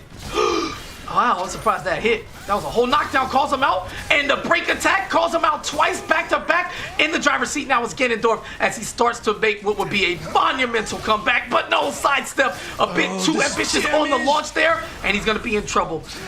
Can't take a launch, another stomp to get some baby damage on top, but again, everything is just one step closer to a grand finals appearance from Keith, and Ganondorf activates, has no choice now, use all of the resources available, slices him up top, one mix-up. Sidestep, yes! That was a Ari safe string, I believe. Yes. And so as soon as he saw the Ari absorb the hits, he was able to sidestep, punish. Ganondorf not out of this yet. Yeah, rushes in, big boy launch, another stomp to the back of the head, trying to get the respect that he feels is earned by him. Where Ganondorf, who just refuses to die, he will not let go. Oh, ooh, nice tech. And there you go, the soul attack right there, so fast, so far. And here we go, gets the knockdown. One more mix-up now. This is the comeback of all comebacks. Okay, he's gonna get the side switch. Now he's gonna be looking at the ring out potential. That's why you see Keith. Oh, the hop kick again. How many matches has Keith won with that hop kick? When you are just God, that is it. Yo, Keith looking for another momentum muscle buster, right? That was one of those take the throw situations. In this case, don't get caught with your ankles exposed. And Keith was like, you know what, bro? I'm taking it to the sky. You can hold this for a year. Think about it while you watch me represent our fantastically skilled country in the grand final, setting up the run back against Family. James, what a fantastic set. I just, on the edge of my seat the entire way through. You never really knew how it was going to go, even though it felt like it a multitude of times. Ganondorf and the never say die attitude was enough to show, you know, how much of a threat he actually is. But it's not enough to deal with championship level gameplay, and he's showing why he is still a cut above and the man to beat in France. But keep in mind, 3rd place, going home with a nice little chunk of change. Get yourself a nice dinner. And for playing video games in your home, it's kind of nice.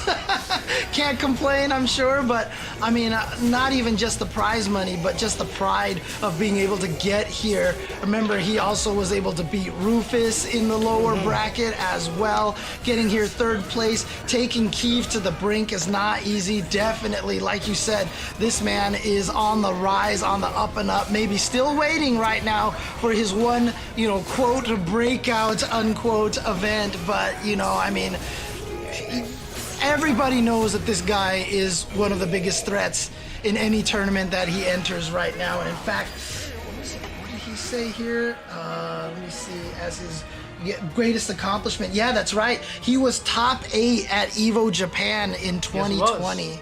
So there you go. So that is just, you know, indication of exactly, gosh, that doesn't even feel like it was like over a year ago.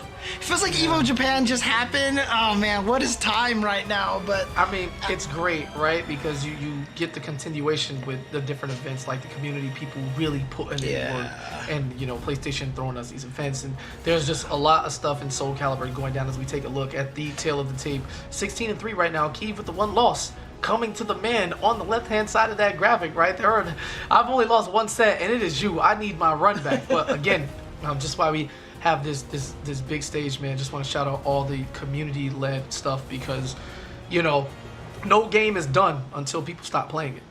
Yeah, that's just what it is. James, you put together events yourself. You know what I'm saying? Yeah. You got. Well, go ahead. I'll let you run through this section, please. Oh no, I was just wanting to say, you had mentioned this, but you know, I was, you know, trying to run some of my own tournaments at one point in time for Soul Calibur Online, but a lot of people are like, man, there's so many of tournaments all the time, and I was like, really? And yeah, like there are tournaments online for Soul Calibur like almost every day of the week. Like that's how active the Soul Calibur scene is here online. there's plenty of things to enter. So, it's the community is doing such a beautiful job, with this game, keeping this game going, and just, keeping everyone being able to have a venue to play some good Soul Calibur 6. So, like I said, it's not too late to jump into this. You absolutely can get into this. Like I said, very enjoyable game. I've only just discovered, the joy of Soul Calibur myself, and here I am, commentating it. Why? Because I genuinely enjoy the game. I love the game, and it's so much fun. And like I said, I hope everybody watching who's kind of new to Soul Calibur is enjoying it as well, basically. Well, I know one thing that they are, and that's invested in the tournament. The poll results showed 51% in favor of Kyiv. So that is right there. That is as close as a margin as you can get when, in fact, picking a favorite.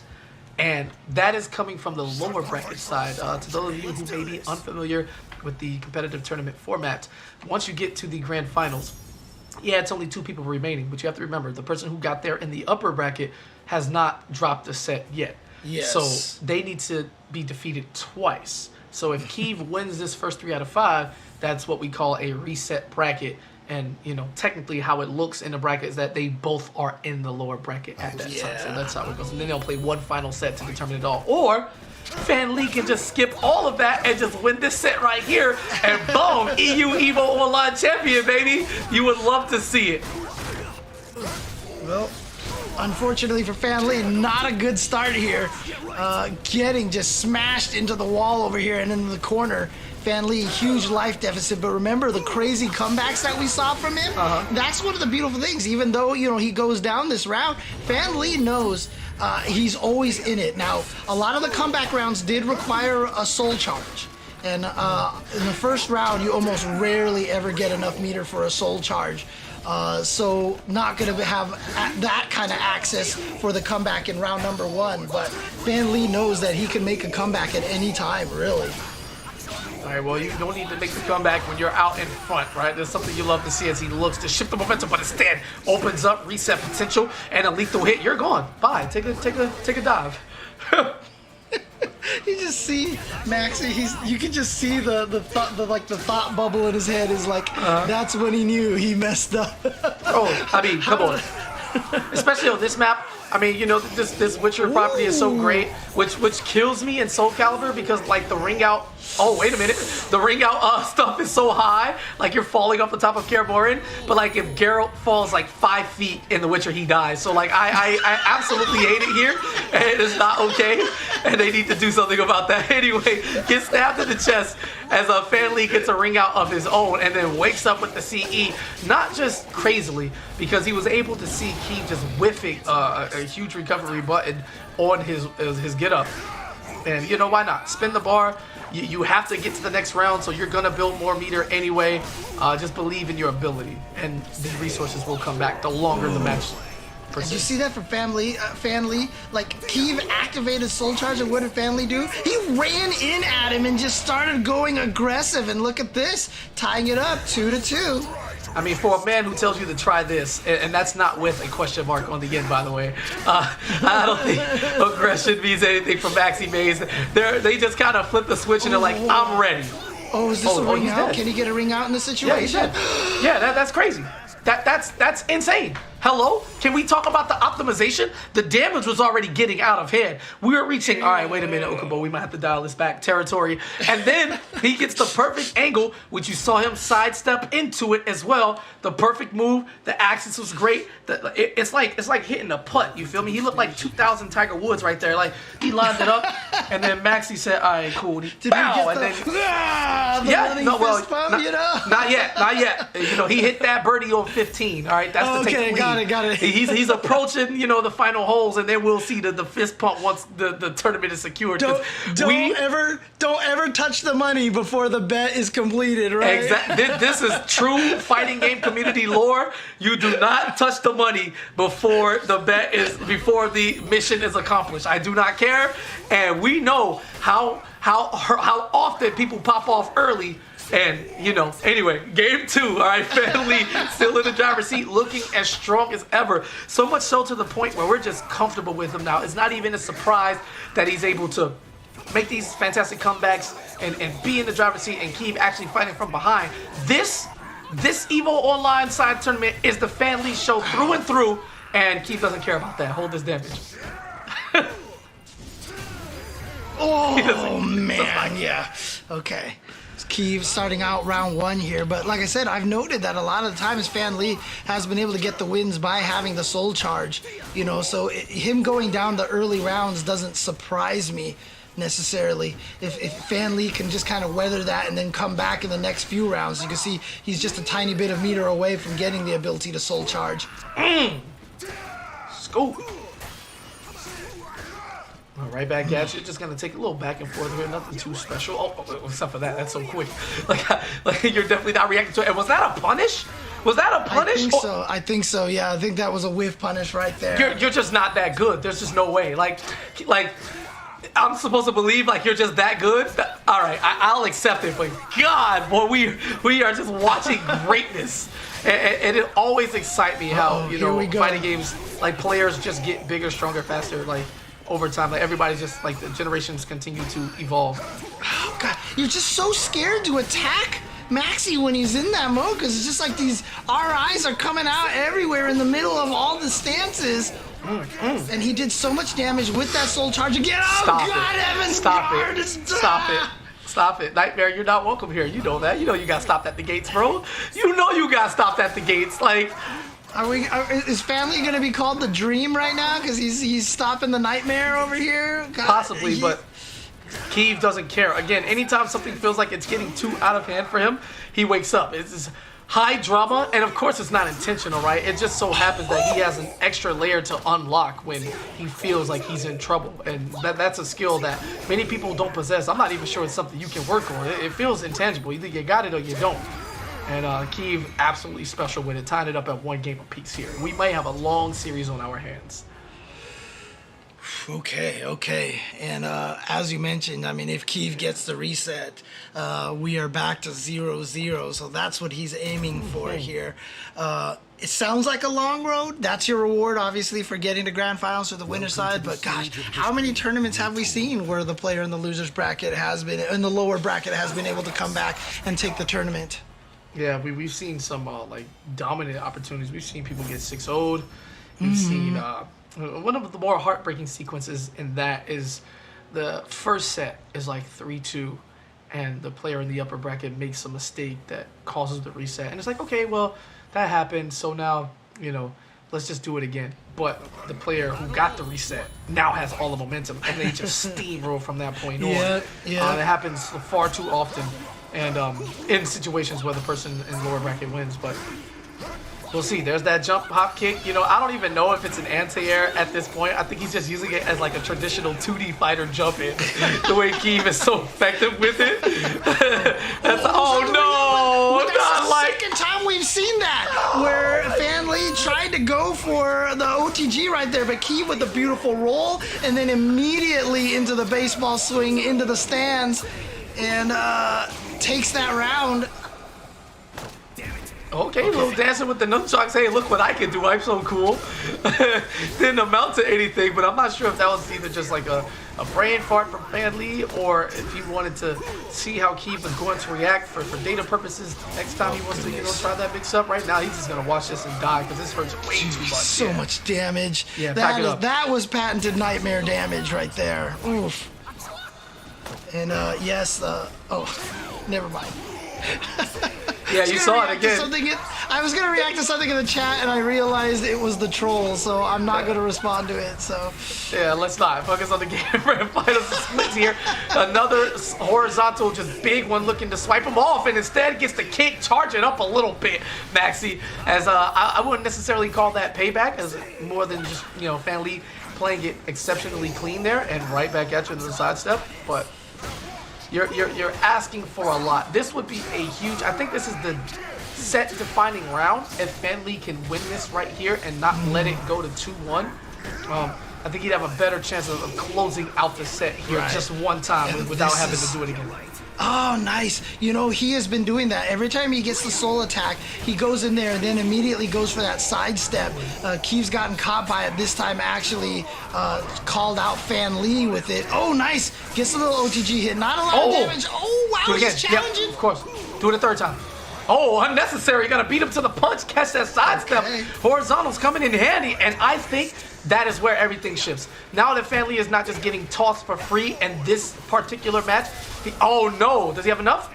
Yes, he does. Wow. Yeah, and I think he's gonna carry that momentum and win this round. Like, Oh, no, wait. And you see Keith positioning to have the ring out chance. you knew what he was looking for. Yeah, Fan Lee was trying to, you see how he was trying to carefully move away from the ledge, but as a result ends up taking a bunch of damage. But here we go, Soul Charge. This is where Fan Lee gets all of his play from, is when he's in this Soul Charge. It's so scary, and there it is again, into the lethal hit, and the low, and Fan Lee is gonna go up 2-1. You said this might be, you know, the defining set if Fan Lee can take this? Oh yeah. I think Fan Lee is poised to close it out right now, and not just because it's 2-1. That's the obvious, but I mean, this game right here, game 4, 3-1 Fan Lee. Let's go home, baby. Let's take the title back to Barcelona, baby. It's you gotta show the legacy. It's the fifth, right? We've been passing this down. Big brother played, dad played. We all played Maxi. We all shared the name. Take this down and bring home the title. You know what I'm saying? It's a shared feeling, and Fan Lee's been a fan favorite for so long. Right? He's a very exciting player to watch, and this is seemingly his time. However, you are supposed to get 8 hours of sleep, and the nightmare isn't over just yet. So we'll see how Keith decides to take this down in our final moments of the tournament.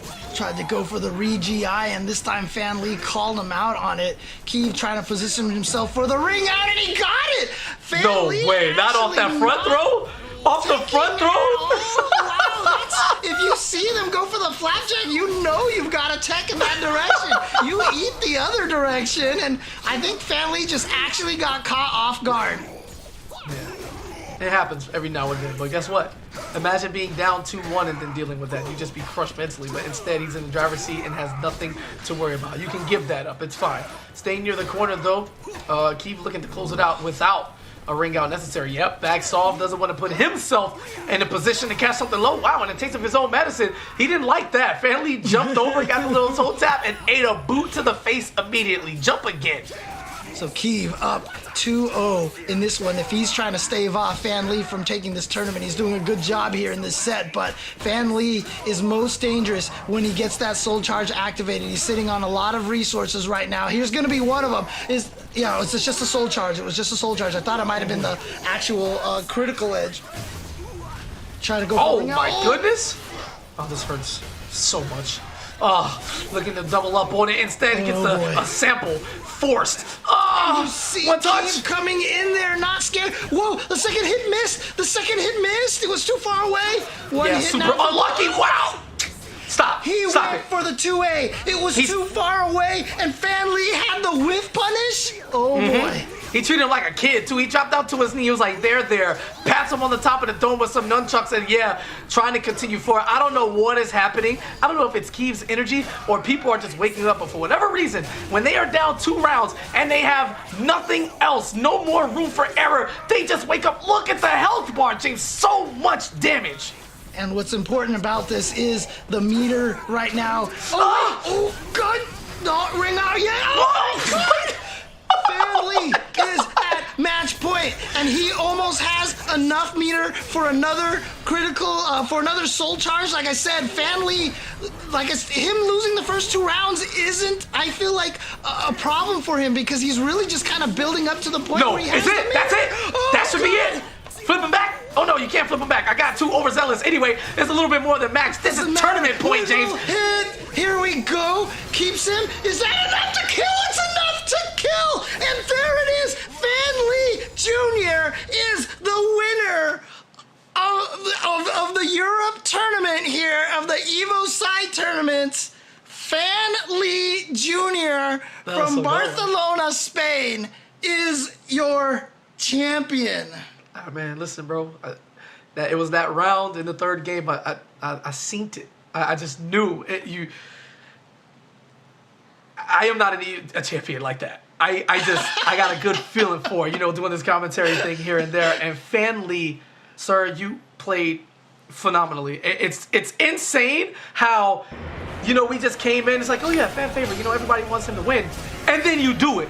That just doesn't happen that way unless it's like perennial, top placer winner all the time. And he said, you know what? We are going to shift the script today. I've been practicing. He came in the 2nd seed. I actually believe that's the highest he's ever come in to any of these events, and just taking advantage of every opportunity.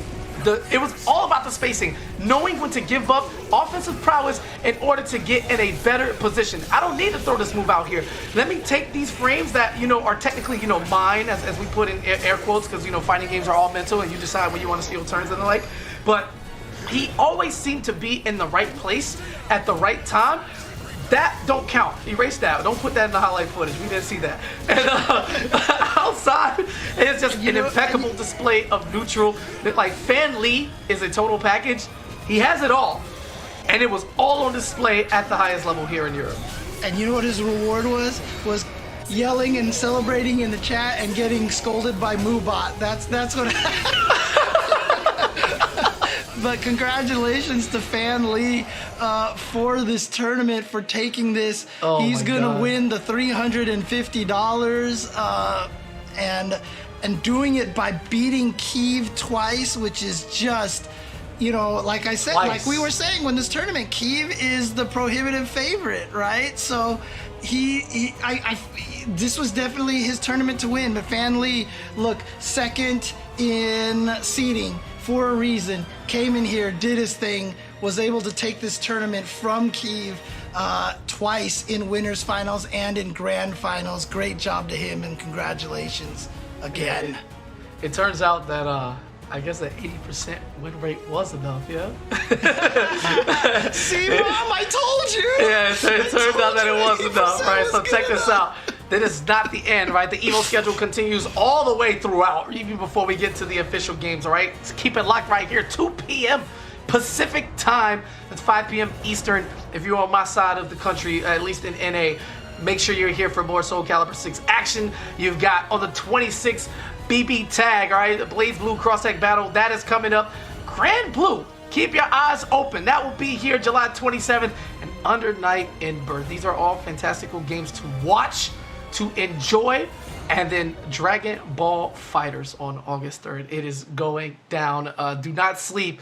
Whatever you're a fan of, whatever you enjoy, there is action for you. And then the main roster. There's another 5 games coming up. So this is EVO season all summer long. Pay attention, man. Want to thank Fan Lee and everybody for signing up. All the viewers, everybody who takes time to watch. Production for being gods. James, finally, I get to be with you. And I don't want to take too much of your time, all right? Compete.playstation.com. Soul Calibur online circuit. Everything is coming back. And that's it for me. James, any final thoughts? Yeah, just to let you guys know, an hour and 45 minutes from now, we are beginning the NA, and we've got some of the best players in that bracket coming up as well. I think I have the names, like Mind Wolf is going to be in there, Goat. Sly Tiger, Zeph Ukai. There's going to be a lot of good players. Zeph, right? So, I mean, he might be the favorite of the tournament for NA, but again, we've seen that doesn't always pan out. So again, hour and 45 minutes, all the same channels. Wherever you're watching this right now, you're going to be able to watch it here again, hour 45 minutes. Don't miss it. We'll be back for that. But that's it from me. So if you've got nothing else, KP, then... No, that's good. Real simple and All plain. right. Good night, Europe. Congrats to the champion. See y'all in a bit.